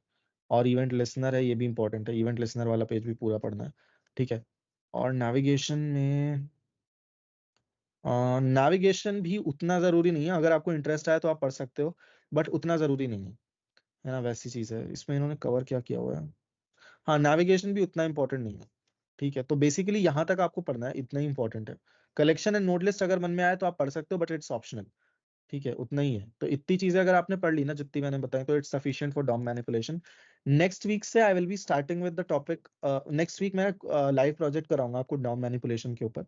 ठीक है, मैं डिजिकल में बात कर लूंगा क्योंकि लास्ट बैच में तो करवाया था, तो मतलब मैं कोशिश करूंगा कि इस बैच के लिए भी अग्री कर जाए, वो कर जाते हैं तो अच्छी बात है ना। तो वैसी चीज है। ऐसा क्यों सर? लाइफ में जो कराना अच्छी बात है ना सर। बात तो अच्छी है, बट प्रॉब्लम ये है कि फैजान मेरे पास से बहुत ज्यादा वो आ रही है कंप्लेंट्स डिजिकल से कि आपका सिलेबस बहुत स्लो चल रहा है। मतलब they want me to go very very fast. And the thing is कि मतलब मैं बता देता हूँ because I am nothing to hide, तो मैं आपको बताता हूँ। तो वैसे ही है कि मतलब लोग बोल रहे हैं कि अब जैसे डॉम मैनिपुलेशन है, एसिंक जेएस है, एसिंक्रोनस में मैंने 2 क्लासेस ली आपकी, फ्राइडे सैटरडे। ठीक है, और 2.5 घंटे की क्लासेस ली, तो बेसिकली 5 आवर्स। ठीक है, मतलब मुझे ये फीडबैक मिला कि बाकी ट्यूटर्स ने 2 घंटे में एसिंक्रोनस एसिंक जेएस खत्म करा दी। अब अगर मतलब मेरा अपना मन नहीं मानता है कि मैं 2 घंटे में ये टॉपिक खत्म करा दूं, मतलब that's the problem with me. ठीक है, क्योंकि 2 घंटे लायक तो नहीं है डेफिनेटली, अगर मैं प्रोमिसेस पे प्रैक्टिस ही ना कराऊं, अगर मैं एसिंक का वेट पढ़ाऊं ही ना, मतलब तो कैसे काम चलेगा। वैसी चीज है कि मैं पढ़ाते चले जाऊं सारे टॉपिक, समझ में किसी को कुछ आए ना, तो वो प्रॉब्लम हो रही है कि वो मुझे बोलते हैं कि सिलेबस आपको बहुत स्लो चल रहा है। तो मैं काउंटर पार्ट पे यही बोलता हूँ कि स्लो चल रहा है, बट फिर मतलब एटलीस्ट मतलब आई नो कि इस बैच में 50% स्टूडेंट्स ऐसे हैं जो ग्रैब कर रहे हैं चीजें, और वो एक बड़ा मेट्रिक है मेरे लिए तो कम से कम। तो मतलब ये दिक्कत है, तो इसलिए मैं डाउटफुल हूँ कि वो लाइव प्रोजेक्ट के लिए मानेंगे। तो दैट्स मेरे मन में ये डाउट है, पर अगर वो मान जाते हैं तो अच्छी बात है, मतलब मैंने लास्ट बैच में तो कराया ही था। तो अब इस बैच में पता नहीं माने ना माने, वैसी चीज हो जाती है। सर वैसे भी ओके तो सर। मतलब वो जो लाइव प्रोजेक्ट होंगे सर, वो रिज्यूम में ऐड करने के लिए मतलब बहुत यूज होगा सर उसका। हाँ यूज भी होता ही है, फिर उस केस में क्या होता है, मतलब अब चलिए इतनी इन्फॉर्मेशन नहीं देनी चाहिए मुझे। हाँ फिलहाल आपका जो क्वेश्चन था दैट्स ट्रू, मतलब आप जो भी प्रोजेक्ट करेंगे वो रिज्यूमे में तो काम आएगा ही आएगा ऑब्वियसली। सर प्रोजेक्ट के बाद इनहेरिटेंस होके फिर सर एंड होगा, फिर और कोई टॉपिक भी है? नहीं नहीं, अभी जावास्क्रिप्ट में काफी चीजें बची हैं आपकी, मतलब जावास्क्रिप्ट इन पर्टिकुलर में तो आपका क्लास वो ऑब्जेक्ट ओरिएंटेड बचा हुआ है। और जावास्क्रिप्ट में क्या बच रहा है अभी, मैं देख के बताता हूँ 1 मिनट। सर बट ये है कि आप बहुत अच्छा पढ़ा रहे हैं, प्रीवियस टीचर से बहुत अच्छा। थैंक हाँ यू। हाँ सर, वो तो सही बात है आपकी। And please all of us clap for sir.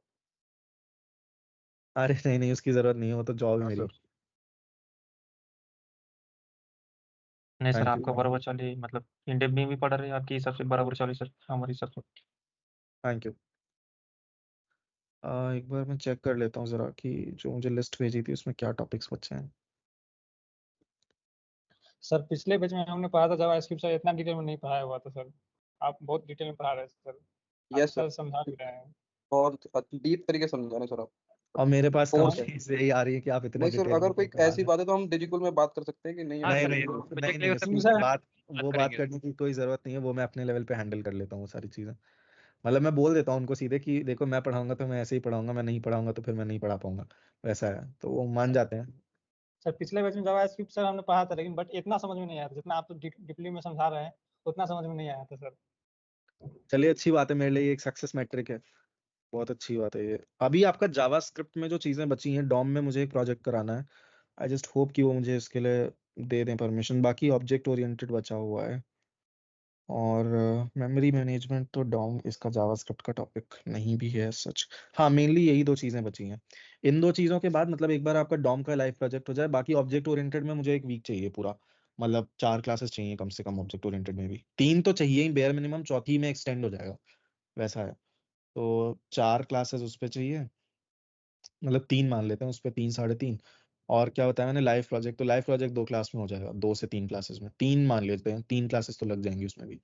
तो 3 3 6 क्लासेस ये हो जाएंगी। और बाकी ये है कि उसके बाद में फिर मैं आपका गिट एंड गिटहब लेना है मुझे, तो 2 क्लासेस मुझे उसमें चाहिए गिट एंड गिटहब में, एंड फिर डेटा स्ट्रक्चर स्टार्ट करेंगे, वैसा है। ओके सर, इंटरव्यू के सर हिसाब से सर डीएसए मतलब बहुत ज्यादा पूछते हैं क्या? यार इंटरव्यू, ये क्वेश्चन ना बहुत सब्जेक्टिव है क्वेश्चन, टू बी ऑनेस्ट, कि इस क्वेश्चन का आंसर ये है कि ये डिपेंड करता है कंपनी पे। अब जैसे मैं मेनली प्रोडक्ट बेस्ड कंपनीज में इंटरव्यू देता हूँ, इवन सर्विस बेस्ड में भी अगर आप जाओ तो कंपनी टू कंपनी डिफर करता है। जैसे अगर मैं बताऊं तो कंपनीज लाइक जोमेटो थी, नॉट जोमेटो बट रेजर पे, जहाँ मेरा फ्रेंड अभी वर्क कर रहा है रेजर पे में, तो वहां पे डीएसए राउंड होता ही नहीं है, ठीक है। जबकि अगर आप पोस्टमैन में देखोगे तो 3 राउंड्स डीएसए पे होते हैं, मतलब मेरी कंपनी में 3 राउंड्स डीएसए पे ही होते हैं। तो ये ना, ये बहुत सब्जेक्टिव है, ये हर कंपनी पे अलग है। अब जैसे डिजिकल वाले जो कंपनीज बुलाते होंगे, मतलब जितना मुझे आइडिया है जो लास्ट टाइम इन्होंने बुलाई थी, तो उसमें ये रहता है जनरली कि मतलब डिजिकल में जो कंपनीज बुलाते हैं कि वो डेवलपमेंट ओरिएंटेड ज्यादा होती हैं, तो वो बेसिक, बहुत बेसिक डीएसए पूछेंगे, जैसे कि एक एरे को सॉर्ट कर देना या उस टाइप की चीजें हैं, बाइनरी सर्च का प्रोग्राम लिखवा लिया आपसे, इस टाइप से चीजें। तो लेकिन अगर आप बाहर जाओगे कंपनीज में, तो दोनों तरह की कंपनीज हैं, कुछ कंपनीज बहुत ज्यादा डीएसए पूछती हैं और कुछ कंपनीज बिल्कुल नहीं पूछती हैं, कुछ होती हैं जो एकदम थोड़ा थोड़ा पूछ के छोड़ देती हैं, तो वैसा रहता है। ओके। हाँ, तो वैसा ही है। अगर आपको डीएसए वाली कंपनीज में जाना है तो फिर तो अच्छे से डीएसए प्रिपेयर करना पड़ेगा, ऐसा है। मैं भी आजकल डीएसए, मतलब मैं कंटिन्यूअसली इंटरव्यूज के लिए प्रिपेयर कर रहा हूँ आजकल, मतलब मैं कर रहा हूँ 5 6 महीने से ही कर रहा हूँ, तो मेरा मेजर फोकस तो डीएसए ही रहता है। क्योंकि बहुत सी कंपनीज हैं जो डीएसए बहुत, मतलब खासकर गूगल में अगर आपको बताऊं तो मेरा, मतलब मेरे हैं फ्रेंड्स वगैरह हैं गूगल में जो, तो 10 10 राउंड लेती हैं गूगल, 10 राउंड ऑफ इंटरव्यूज होते हैं, 10 राउंड भी होते हैं, 15 राउंड तक चले जाते हैं गूगल में इंटरव्यूज के। तो मतलब अगर मान लीजिए कि 15 राउंड गूगल ले रही है, तो उसमें से 8 या 9 राउंड सिर्फ डीएसए के हो जाते हैं, ऐसा है। तो डिपेंड करता है, मतलब कि कंपनी पे डिपेंड करता है। माइक्रोसॉफ्ट है, माइक्रोसॉफ्ट भी 2 राउंड्स लेती है डीएसए पे एटलीस्ट, तो वैसा है। अमेजोन के भी 2 राउंड्स होते हैं, 2 राउंड्स बहुत टफ टफ राउंड्स होते हैं, बल्कि गूगल के तो खैर बहुत ही टफ होते हैं, एक्सट्रीम लेवल टफ होते हैं। और माइक्रोसॉफ्ट के डिसेंट होते हैं आई वुड से, अमेजोन के भी डिफिकल्ट होते हैं, वैसा है। तो ये चीज़ है। ठीक है, आप लोग तब तक टॉपिक से रिवाइज कर लीजिए, कोई और डाउट्स हो तो आप मुझसे पूछ सकते हो, और अभी तक जो पढ़ा वो डिसाइड, वो सॉरी रिवाइज कर लीजिए। इसके बाद मुझे एक नया टॉपिक स्टार्ट करना है, छोटा सा है, मतलब छोटा तो नहीं है, टॉपिक तो बहुत बड़ा है, बट मैं एक नया टॉपिक बस आज स्टार्ट करूंगा, और मे बी उसको मैं फ्राइडे को कंटिन्यू करूंगा, विच इज रिकर्शन। ठीक है, तो अभी के लिए आप लोग 5 10 मिनट लीजिए, इसको रिवाइज कर लीजिए एक बार। सर मुझे एक बात पूछनी थी। हाँ जी, हमें पूछिए। तो सर गिटहब पे मैं प्रोजेक्ट अपलोड करता हूँ मेरा जो, तो हाँ जो जी। इंडेक्स है, स्टाइल और स्क्रिप्ट, वो तीनों चली जाती है। लेकिन फोल्डर जो इमेजेस के जो मेरे अलग अलग जो मैंने फोल्डर बनाए, लाइक प्रोडक्ट के लिए अलग है, पीपल्स के लिए अलग फोल्डर है, वो सर फोल्डर सीधे नहीं जाते। वो ऐसा क्यों होता है सर कि फोल्डर अपलोड ही नहीं होते वहाँ गिटहब पे? होते हाँ, होते। विवेक कुछ कह रहे हैं। नहीं, मैंने बोला सर होते हैं। नहीं भैया, हाँ क्योंकि मतलब ट्राई किया लेकिन हो ही नहीं रहा है मेरा वो। आप एक बार मुझे एक बार कॉल कर लेना या कुछ, मतलब एक बार आप मुझे चैट पे, या फिर आप, यार डाउट क्लास भी तो मेरी तबीयत नहीं सी थी, मैं बता नहीं पाया। ठीक है, मैं देखता हूँ, तो आप मुझे एक बार दिखाना, ठीक है, कि आप क्या कर रहे हो। तो मुझे देखना पड़ेगा, बिकॉज होते हैं ऐसा, मतलब मैं करता हूँ तो मेरे तो हो जाते हैं, मुझे तो ये प्रॉब्लम नहीं है कभी भी जो आप बोल रहे हो। बट हो सकता है कि आपकी कुछ, मतलब कुछ आप कुछ, मतलब कुछ गलती हो रही हो या कुछ वैसा हो, तो मैं चेक कर लूंगा एक बार उसको, वैसा है। ओके सर, बस सर आप फ्री कब हो गए? मुझे आपका टाइम लेना पड़ेगा ना। मतलब यार कल तो ऑफिस है, कल तो नहीं, परसों आप एक बार मुझे मैसेज कर लेना, ठीक है। Okay sir, okay. परसों मेरी छुट्टी है एक्चुअली, तो परसों मैं देख लूंगा एक बार। ओके सर, और थैंक यू आपका सर। वर्क फ्रॉम होम है? मतलब मेजरली वर्क फ्रॉम होम रहता है, कभी कभी तो ऑफिस जाना पड़ता है, पर अभी मैं बैंगलोर से, मतलब वैसे मेरा ऑफिस बैंगलोर बेस्ड है, बट नोएडा में भी ऑफिस है, तो मैं अभी नोएडा शिफ्ट हुआ हूँ रिसेंटली, मतलब नोएडा नहीं, दिल्ली शिफ्ट हुआ हूँ रिसेंटली। तो जब से दिल्ली आया हूँ तब से तो नहीं गया हूँ, क्योंकि नोएडा ऑफिस काफी दूर पड़ता है, तो मतलब हाइब्रिड है। बट कोई पूछता नहीं है कि ऑफिस आ रहे हो या नहीं, तो मैं तो नहीं जाता हूँ, मतलब वैसा है, घर से ही काम करता हूँ।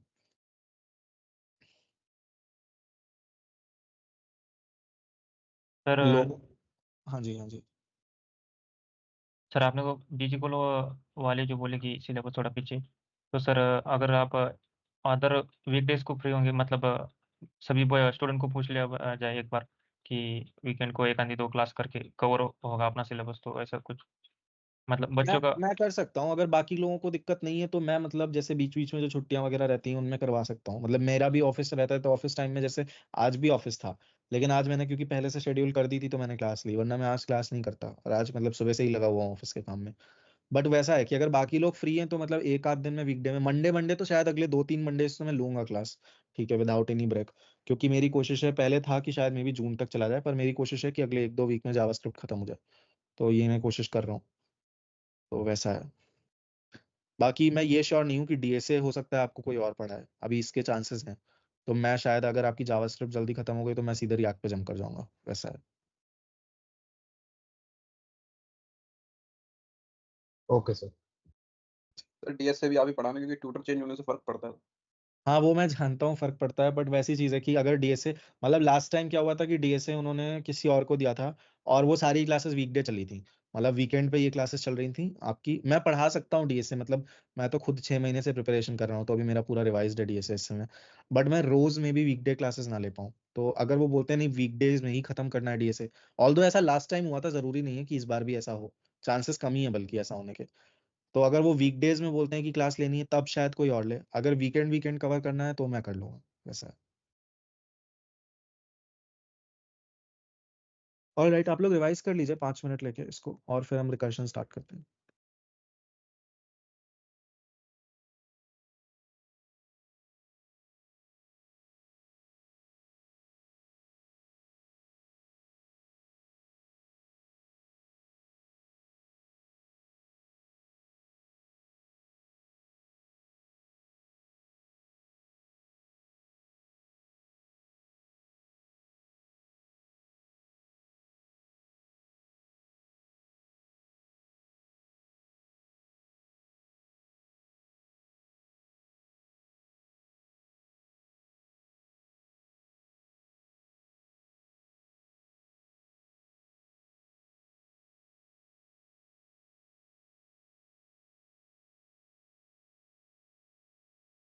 हेलो।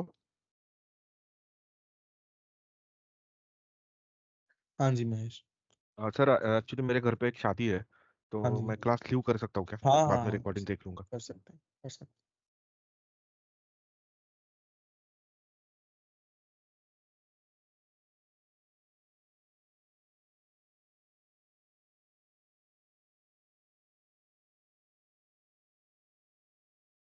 सर अपनी रिकर्जन पढ़ने बोले या recursion sir?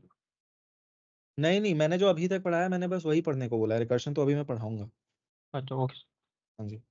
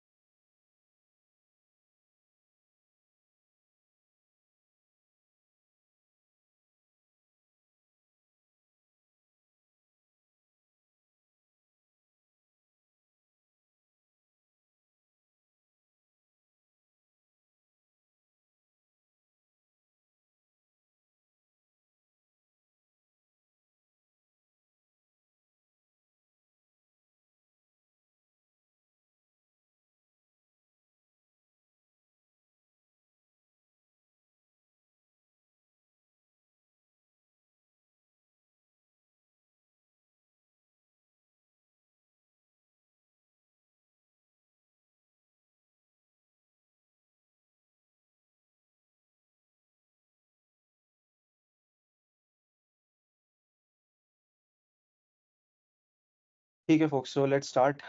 Just give me a minute, मुझे एक मेल सेंड करना है, वो मेल सेंड कर दूंगा. एक मिनट दीजिएगा बस.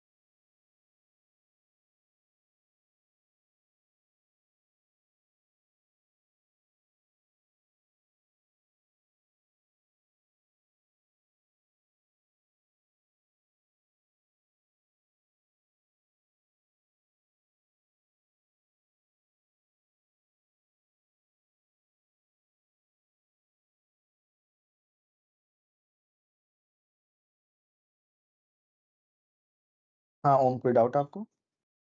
सर मैं ये पूछ रहा था, हाँ जी. अगर आपने देखिए अभी जो स्क्रिप्ट एक आपने ऐड किया वो बॉडी के जस्ट ऊपर ऐड किया, अगर हाँ. मैं ऊपर जो हेड टैग है ना वहाँ सर मैं स्क्रिप्ट ऐड करता हूँ तो सर उसमें वो रन क्यों नहीं हो रहा है, मुझे वो पता नहीं चला डोम में। वो रन होता है, पर प्रॉब्लम अभी मैंने वो शायद किसी को बताया भी था. वो रन होता है, बट क्या होता है कि उस समय तक जब आपका आप हेड टैग में डालते हो उसको, ठीक है, उस समय तक आपका HTML क्रिएट नहीं हुआ होता है. तो जब आप डॉक्यूमेंट में लेट्स से पैराग्राफ एक्सेस कर रहे हो या इमेज टैग एक्सेस कर रहे हो, तो वो अवेलेबल ही नहीं हुए हैं जब आप उनको एक्सेस करना चाह रहे हो, तो इसलिए आपको कोई भी रिजल्ट्स नहीं दिखते हैं. ओके. हाँ. सर वो हेड टैग में अगर हम स्क्रिप्ट में डिफॉल्ट एट्रीब्यूट डालें तो भी हो सकता है ना? कौन सा एट्रीब्यूट डालें? Default default. स्क्रिप्ट टैग के अंदर डिफॉल्ट यस डिफॉल्ट सर उसके वो लास्ट में फिर लोड होता है जावास्क्रिप्ट, तो सर तब हो जाता हाँ है. हाँ हाँ, वो चीज बोल रहे हो आप. हाँ वो काम करेगा. हाँ सर. हाँ ठीक है. तो चलिए फिर से स्टार्ट करते हैं, जावास्क्रिप्ट पे वापस आते हैं. काफी HTML CSS हो गया, राइट. एंड स्क्रीन शेयर करता हूँ. राइट, तो एक सेकंड दीजिएगा. ठीक है, तो हाँ, रिकर्शन. सबसे पहले अंडरस्टैंड कि what is the meaning of recursion. तो रिकर्शन इज अ फेनोमेना. सबसे पहले रिकर्शन क्या है? इट इज अ फेनोमेना, या इट इज अ फेनोमेना नहीं बोल दीजिए आप इसको.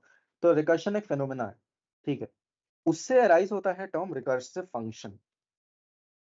Recursive functions. तो what are recursive functions basically? तो the function which call themselves, यानी ऐसे फंक्शन जो खुद को ही कॉल कर दें, है ना. अभी तक आपने ऐसा कोई भी फंक्शन नहीं देखा जो खुद को ही कॉल करता हो. तो ऐसे फंक्शंस जो खुद को ही कॉल कर दें, ऐसे फंक्शंस को हम कहते हैं रिकर्सिव फंक्शंस. ठीक है. फॉर एग्जांपल, अगर मैंने एक फंक्शन बनाया यहाँ पे लेट्स से fn, ठीक है, और इसके अंदर मान लीजिए मैंने इसको खुद को ही कॉल कर दिया, ठीक है. ये फंक्शन देखिए खुद ही को कॉल कर रहा है, राइट. तो ऐसे फंक्शंस को हम कहते हैं रिकर्सिव फंक्शन. अब आप सोचेंगे कि इनका यूज केस क्या होता है, तो इनका बहुत यूज केस होता है टू बी ऑनेस्ट. ठीक है. तो चलिए मैं आपको एक प्रोग्राम करके दिखाता हूँ जिससे आपको बेटर समझ में आएगा. तो आप सबने फैक्टोरियल का प्रोग्राम किया हुआ है, right. Right a program in JavaScript to calculate the factorial of a given number.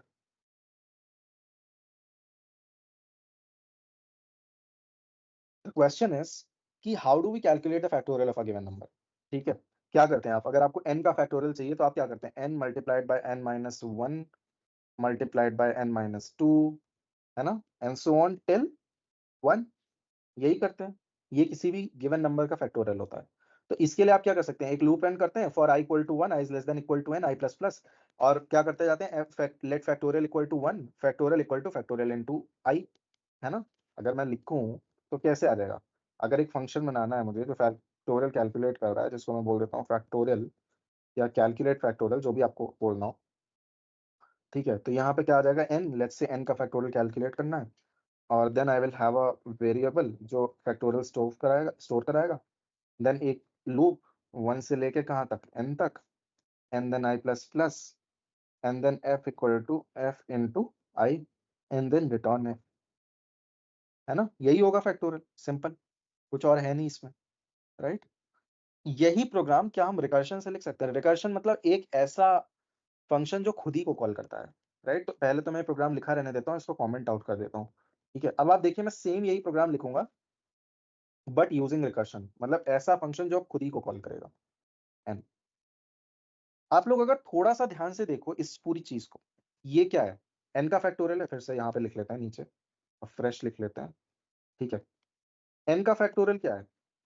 Factorial n, n के फैक्टोरियल को हम ऐसे डिनोट करते हैं, n factorial equal to n multiplied by n minus 1 multiplied by n minus 2 and so on till 1। ये बात सही है? अच्छा, अगर मैं आपसे कहूं n माइनस 1 का फैक्टोरियल क्या होगा, कौन बताएगा मुझे? चलिए हम पूछते हैं, नहीं नॉट आयुष, कोई और बताया। No not Tushar, not Vivek, not Dipayan. Prathamesh आप बताओगे n माइनस 1 का फैक्टोरियल कितना होगा?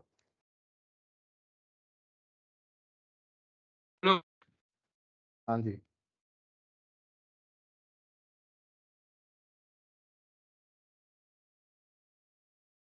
की आवाज नहीं आ रही। चलिए मंतुषा आप बताएंगी? Yes, sir. N minus 1 multiplied by n minus 2 up to 1. To 1। तो क्या मैं इसको ऐसे भी बोल सकता हूँ कि n factorial is nothing but n multiplied by n minus 1 का फैक्टोरियल?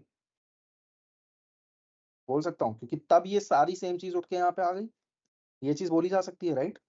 अरे यार बैटरी, ठीक है, ये चीज समझ में आई। n factorial can be written as n multiplied by n minus 1 का फैक्टोरियल, है ना? Similarly n minus 1 factorial can also be written as n minus 1 multiplied by n minus 2 का फैक्टोरियल। सही है ये सारे स्टेटमेंट्स? आ रही है बात Yes, सबको sir. समझ, है ना? Yes, sir. n factorial can be written as n factorial multiplied by n minus 1 का फैक्टोरियल, राइट? तो ठीक है, ये सारी बातें तो समझ में आ रही हैं, तो मैं इसी बात का फायदा उठाऊंगा। तो देखिए एकदम simple, understanding this as a logic कि n का factorial can always be written as n multiplied by n minus 1 factorial. और ये फंक्शन कर क्या रहा है? ये फंक्शन कैलकुलेट ही तो, मतलब फैक्टोरियल ही तो कैलकुलेट कर रहा है। तो क्या मैं लिख सकता हूं कि n का फैक्टोरियल हमें रिटर्न क्या करना है? n का फैक्टोरियल ही रिटर्न करना है ना। तो सबसे पहले n का फैक्टोरियल लिख देते हैं, instead of writing it like this, n multiplied by n minus 1 multiplied by n minus 2 till 1, ठीक है, n माइनस 2 टिल 1, ठीक है। आगे आगे कहाँ तक जाना है? 1 तक जाना है। इसकी जगह पे क्या मैं ये लिख सकता हूँ कि ये फैक्टोरियल कुछ और नहीं होगा बल्कि it will be return n multiplied bye, इसी फंक्शन को अगर मैं कॉल कर दूं n माइनस 1 के बाद, क्योंकि फैक्टोरियल क्या रिटर्न करता है? उस नंबर का, ये फैक्टोरियल फंक्शन क्या रिटर्न करता है? उस नंबर का फैक्टोरियल रिटर्न करता है ना। तो अगर मैं ये लिख दूं return n multiplied by factorial n minus 1, ये सही है या नहीं है? हाँ सर। लिख सकते हैं? ये बात सबको Sir, समझ हाँ में आ sir. रही है जो लिखा है यहाँ पे? भाई यही स्टेटमेंट है, देखिए कुछ नहीं बदला, यही सेम चीज लिखी हुई है कि n factorial equal to n multiplied by n minus 1 का फैक्टोरियल, सेम चीज लिखी है, कुछ अलग नहीं है, ठीक है। और तो ठीक है, अब क्या होगा? अगला स्टेप क्या होगा कि आपने कॉल कर दिया। अब देखिए ये क्यों रिकर्सिव है, बिकॉज आपने देखा यहाँ पे कि फैक्टोरियल फंक्शन ने खुद को ही कॉल कर दिया, right? So there is a function which is calling itself, जिसने खुद को ही कॉल कर दिया। तो दिस इज अ टिपिकल और a classical example of recursion. ये रिकर्शन का क्लासिकल एग्जांपल है, ठीक है। इसने खुद को ही कॉल कर दिया, राइट? जब इसने खुद को ही कॉल कर दिया, ठीक है, तो अब यहाँ क्या पास हो गया? n minus 1। एक एग्जांपल लेके चलते हैं, मान लीजिए n की वैल्यू 5 है, ठीक है, लेट्स कॉल इट। सबसे पहले हम फैक्टोरियल को कॉल करते हैं 5 के साथ। तो सबसे पहले n की वैल्यू क्या होगी? 5 होगी। हम कह रहे हैं return n multiplied by factorial n minus 1। Factorial n minus 1 मतलब 5 माइनस 1 विच इज 4। तो ये हो गया basically, 5 multiplied by factorial of, sorry this is not percent, this is 5 multiplied by factorial of 4। यानी फिर से ये फंक्शन कॉल हो गया ना कॉल। अब किसके साथ कॉल हुआ? 4 के साथ। किसके साथ कॉल हुआ? 4 के साथ, ठीक है। फिर से इस स्टेटमेंट पे आएगा return 4 multiplied by factorial 4 minus 1। तो मतलब अगला स्टेप क्या हो गया? अगला स्टेप क्या हो गया? अगला स्टेप हो गया 4 मल्टीप्लाइड बाय फैक्टोरियल ऑफ 3। अगला स्टेप क्या हो गया? जब 3 के साथ कॉल हुआ, जब 3 के साथ कॉल हुआ तब क्या आ जाएगा? 3 मल्टीप्लाइड बाय फैक्टोरियल ऑफ 2, है ना। और 2 के साथ जब तो होगा तब क्या कॉल होगा?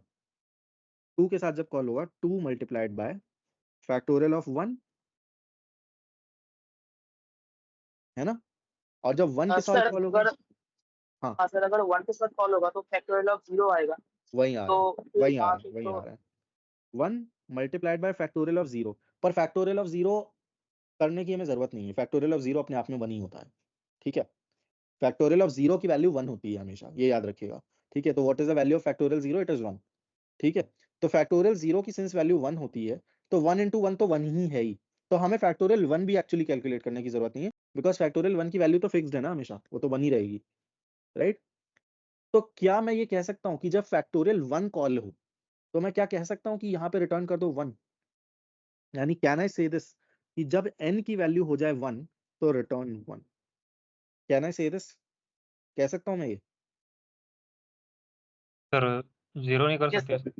0 पे भी कर सकते हो आप, फर्क नहीं पड़ेगा उससे, एक एक्स्ट्रा एग्जीक्यूशन बढ़ेगा बस।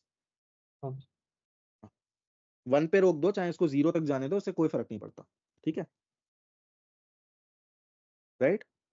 अच्छा, अगर मान लीजिए मैंने ये स्टेटमेंट लगाया ही ना होता तो मुझे बताएगा कोई कि क्या हो जाता उस केस में? सर इनफाइनाइट एक्सेस होता है, ये कुछ राइट, नेगेटिव में डाल इनफाइनाइट सकते हैं। फंक्शन कॉल हो जाता, ठीक है, कि 2 इंटू फैक्टोरियल 1 होता, फिर 1 इंटू फैक्टोरियल 0 होता, फिर 0 इंटू फैक्टोरियल -1 होता, फिर -1 इंटू फैक्टोरियल -2 होता, फिर -2 इंटू फैक्टोरियल -3, और ये एंडलेसली चलता चला जाता, यानी कहीं ना कहीं तो हमें इसे रोकना ही था। तो हमारे यूज केस के हिसाब से हमने इसको 1 पे रोक दिया, आप 0 पे भी यूज रोक सकते हो, कोई दिक्कत नहीं है, लेकिन 0 से नीचे नहीं जाना चाहिए, राइट। तो हम 1, हाँ जी, कोई कुछ पूछ रहा है? ठीक है, तो हमने इसे 1 पे रोक दिया। आप ध्यान दीजिएगा कि ये कैसे चलेगा। सबसे पहले 5 आया, 5 multiplied by factorial 5 - 1 which is 4, तो अब ये यहाँ पे ऐसे समझिए इसको, 5 यहाँ पे वेट कर रहा है, इसको मैं पेंट में बना के दिखाता हूँ तो ज्यादा अच्छा समझ में। यहाँ पे इसको समझिए कि ये एक बॉक्स है, ठीक है, सबसे पहला कॉल क्या गया है आपका, n multiplied by factorial n - 1, लिख लेते हैं इसको अलग से, n multiplied by factorial n - 1, ये, ठीक है।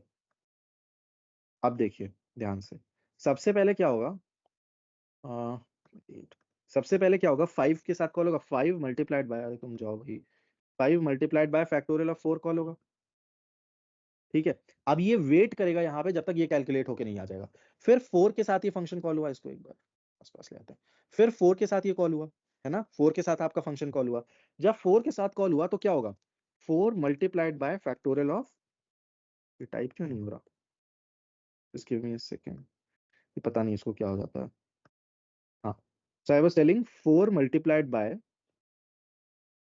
फैक्टोरियल ऑफ 3, अब ये यहाँ पे वेट करेगा जब तक ये पूरा नहीं हो जाता, राइट। अगला क्या जाएगा, फैक्टोरियल फंक्शन कॉल हो गया 3 के साथ, है ना, 3 के साथ कॉल हो गया, तो अगला क्या जाएगा, 3 मल्टीप्लाइड बाय फैक्टोरियल ऑफ 2 के साथ, ठीक है, फिर अगला क्या जाएगा, 2 मल्टीप्लाइड बाय फैक्टोरियल ऑफ 1 के साथ, और जब फैक्टोरियल ऑफ 1 कॉल होगा आपकी इफ कंडीशन यहाँ पे ट्रू हो जाएगी, है ना, इफ कंडीशन ट्रू हो जाएगी और वो क्या करेगा, यहाँ पे रिटर्न कर देगा 1, है ना, क्या रिटर्न कर देगा 1, तो बेसिकली इस स्टेप पे यहाँ पे आपका 1 आ जाएगा, तो फैक्टोरियल 1 की जगह पे आ गया 1, 2 इंटू 1 कितना हो गया बताइए, 2, ये 2 कहाँ पे रिटर्न होगा, जहां पे ये कॉल हुआ था फैक्टोरियल ऑफ 2, तो इसकी जगह पे आपका ये चला जाएगा, तो ये कितना हो गया 3 इंटू 2, कितना आ गया 6, 6 कहाँ चला जाएगा यहाँ पे, फैक्टोरियल 3 की वैल्यू हमें मिल गई 6, है ना, 4 इंटू 6 24, ठीक है, इसकी वैल्यू कितनी आ गई 24 आ गई, ये कहाँ चली जाएगी, जहां फैक्टोरियल ऑफ 5 कॉल हुआ था, ये हो गया 24, 24 इंटू 5 कितना होता है 120, ठीक है, तो 120 इसका आ गया रिजल्ट, और ये फाइनली रिटर्न हो जाएगा जहां से भी फंक्शन को क्या था कॉल किया गया था, है ना, तो कहाँ से कॉल किया गया था, यहाँ से, तो हम यहाँ पे अपना स्टोर करा लेते हैं रिजल्ट, राइट। तो अगर अब मैं console.log लगाऊं यहाँ पे and call it result, result मिलता है आपको 120, तो ये है रिकर्शन। रिकर्शन मतलब ऐसा फंक्शन जो खुद को ही कॉल कर ले, ठीक है, ऐसा फंक्शन जो खुद को ही कॉल करता है उसको हम कहते हैं रिकर्शन। अब इसमें दो और कॉन्सेप्ट्स हैं, ठीक है, जिस स्टेप में फंक्शन खुद को कॉल करता है, तो इस केस में वो कौन सा स्टेप है, वो ये वाला स्टेप है, तो जिस स्टेप में फंक्शन खुद को कॉल करता है उस स्टेप को हम कहते हैं रिकर्सिव स्टेप, इसको हम क्या बोलते हैं रिकर्सिव स्टेप, ठीक है, या recursive case, not recursive step, बल हम कहते हैं इसको रिकर्सिव केस, ये होता है आपका रिकर्सिव केस, ठीक है। और जो स्टेप आपके रिकर्शन को एंड करता है, ठीक है, जैसे ये वाला स्टेप है ना जिसने रिकर्शन को एक फाइनल दी एंड दिया, ठीक है, अगर ये ना होता तो ये इनफाइनाइट चल जाता, है ना, तो जो स्टेप रिकर्शन को एंड करता है, the step which ends recursion is called as your base case, the step which ends recursion is called as your base case, ठीक है। So always remember these two terminologies कि what anyone can ask you, interview में आपसे पूछा जा सकता है कि in this recursion find what is the recursive case and what is the base case. ठीक है, तो ये आपसे पूछा जा सकता है, राइट? समझ में आया? ये एग्जांपल समझ में आया रिकर्शन का? कोई डाउट्स इसमें किसी को भी? ये लूप की तरह काम कर रहा है क्या? सर हाँ जी, लूप की तरह ही काम कर रहा है क्या सर ये? लूप की तरह काम कर रहा है, लूप का काम कर रहा है। आप ये कहो कि लूप का काम कर रहा है, लेकिन लूप की तरह नहीं काम कर रहा, क्योंकि लूप क्या करता है, वो एक एक करके वो आइटरेशन कॉन्स्ट्रक्ट है, वो आइटरेट करता है। यहाँ पे ये क्या कर रहा है, मल्टीपल फंक्शन कॉल्स कर रहा है ना? वैसा है। तो फिर कौन सा ज़्यादा बेटर है, ये यूज़ करना कि नहीं? बिकॉज we कॉल करते रहेगा तो बार बार फंक्शंस क्रिएट होते रहेंगे, जिससे करेक्ट। तो कुछ सिचुएशंस आप आगे देखेंगे, कुछ सिचुएशंस ऐसी होती हैं जिनमें रिकर्शन बेटर काम करता है, और कुछ सिचुएशंस ऐसी होती हैं जहां लूप बेटर काम करता है। तो ये एक्चुअली सिचुएशन डिपेंडेंट क्वेश्चन है जो आपने पूछा। सिचुएशन पे डिपेंड करेगा पूरी तरह, कि कई बार आपका लूप जो है वो बेटर रहेगा, कई बार आपका जो रिकर्शन है वो बेटर काम करेगा। Okay sir. ठीक है, तो चलिए एक प्रोग्राम मैंने बता दिया, अब एक प्रोग्राम मैं आपको देता हूँ करने के लिए। ठीक है, रिकर्शन का ये सिंपली आपको रिकर्शन से करना है, don't do it without recursion. ठीक है, आप लोग कर चुके हो वैसे तो ये program. Generate Fibonacci series, generate Fibonacci series up to n terms। यानी n आपका इनपुट होगा, बेसिकली n आपका इनपुट है। जैसे मान लीजिए कोई कहता है आपसे 5 टर्म्स, ठीक है, तो फिबोनाकी के फर्स्ट 2 तो फिक्स्ड होते हैं टर्म्स, है ना, 0 एंड 1। अगला टर्म जो बनता है वो इन दोनों के समेशन से बनता है। तो 0 और 1 का सम क्या हुआ, 1। फिर पिछले दोनों का समेशन 1 और 1 कितना हो गया, 2। फिर पिछले दोनों का 1 और 2 कितना हो गया, 3। ठीक है, तो these are basically the 5 terms of Fibonacci. तो n की वैल्यू कुछ भी हो सकती है, 5 हो सकती है, अगर लेट्स से 6 होती तो 3 + 2 इज 5, अगर 7 होती तो 5 + 3 इज 8। तो यहाँ पे जो n है, it is the number of terms. ठीक है, 1 2 3 4 5 6 7। तो n can be anything, n की वैल्यू कुछ भी हो सकती है। ठीक है, तो given the value of n, आपको n की वैल्यू यूजर देगा। अभी के लिए आप खुद से ले लोगे ऑब्वियसली, अभी हमने यूजर इनपुट वाला डिस्कशन ही नहीं किया है। ठीक है, तो अभी के लिए आप n की वैल्यू खुद से ले लोगे, और किसी भी गिवन, आपको ऐसा प्रोग्राम लिखना है जो for any given value of n, किसी भी गिवन वैल्यू ऑफ n के लिए फिबोनाकी सीरीज प्रिंट कर देगा सिंपली। ठीक है, तो ये करना है आपको, right? So this is your task. कोई डाउट्स इसमें? इसके लिए मैं आपको 20 मिनट दे रहा हूँ, करिए। रिकर्जन फंक्शन से करने से रिकर्सिव फंक्शन से ही करना है, don't use loop in this, इसमें आपको लूप का यूज नहीं करना है, रिकर्सिव फंक्शन से ही करना है।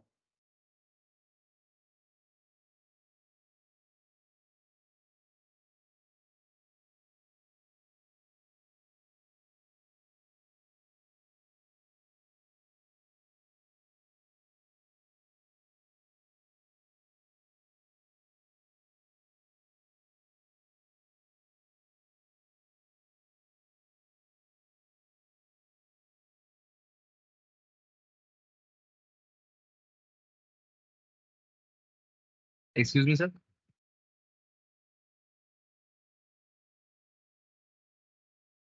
यस, सर एक्चुअली सर मेरा इंटरनेट इशू है सर, आप रिपीट कर देंगे सर, आप ये क्या कह रहे थे?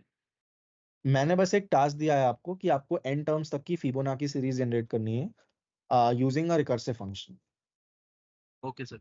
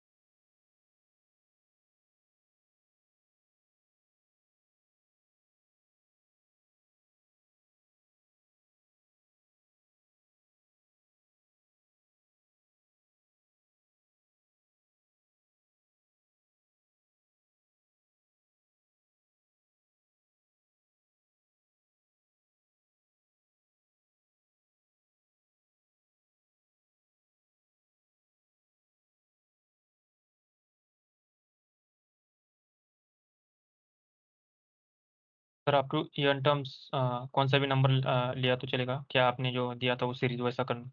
ऐसा प्रोग्राम होना चाहिए जो किसी भी n के लिए काम करे। मतलब 10 इनपुट दिया तो 10 के लिए ऐसा? Yes yes.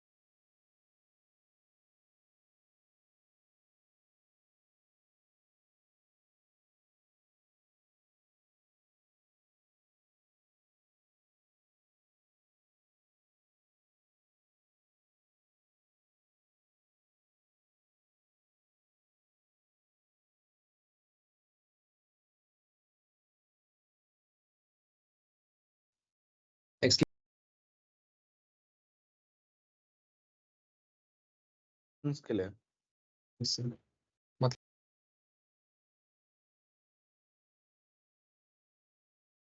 Not an issue, but आपके लिए थोड़ा सा आसान ये कर देता हूँ कि रादर दैन कैलकुलेटिंग और printing every term, print the nth term of the Fibonacci series. ठीक है, ये थोड़ा सा आसान वर्जन है कि n टर्म्स प्रिंट करने के बजाय nth टर्म प्रिंट करिए कि अगर 5 टर्म है तो फिफ्थ टर्म क्या होगा, what will be the fifth term, 7 terms if n equal to 7 what will be the seventh term, right. This as an easier version, है ना, ये हो जाएगा, ये कोशिश करिए कि फ्राइडे तक कर लीजिए। बाकी practice on DOM manipulation, revise DOM manipulation, and Friday को I will continue little bit about recursion, और फिर recursion will return back once we are dealing with data structures, उसमें फिर से वापस आएगा। तो डीलिंग विद 1 और 2 मोर प्रोग्राम्स ऑन फ्राइडे, उसके बाद I will start with the live project on DOM manipulation, अगर वो अलाउ होता है तो, एल्स हम किसी और टॉपिक के साथ स्टार्ट करेंगे, राइट। एनी डाउट सो फार?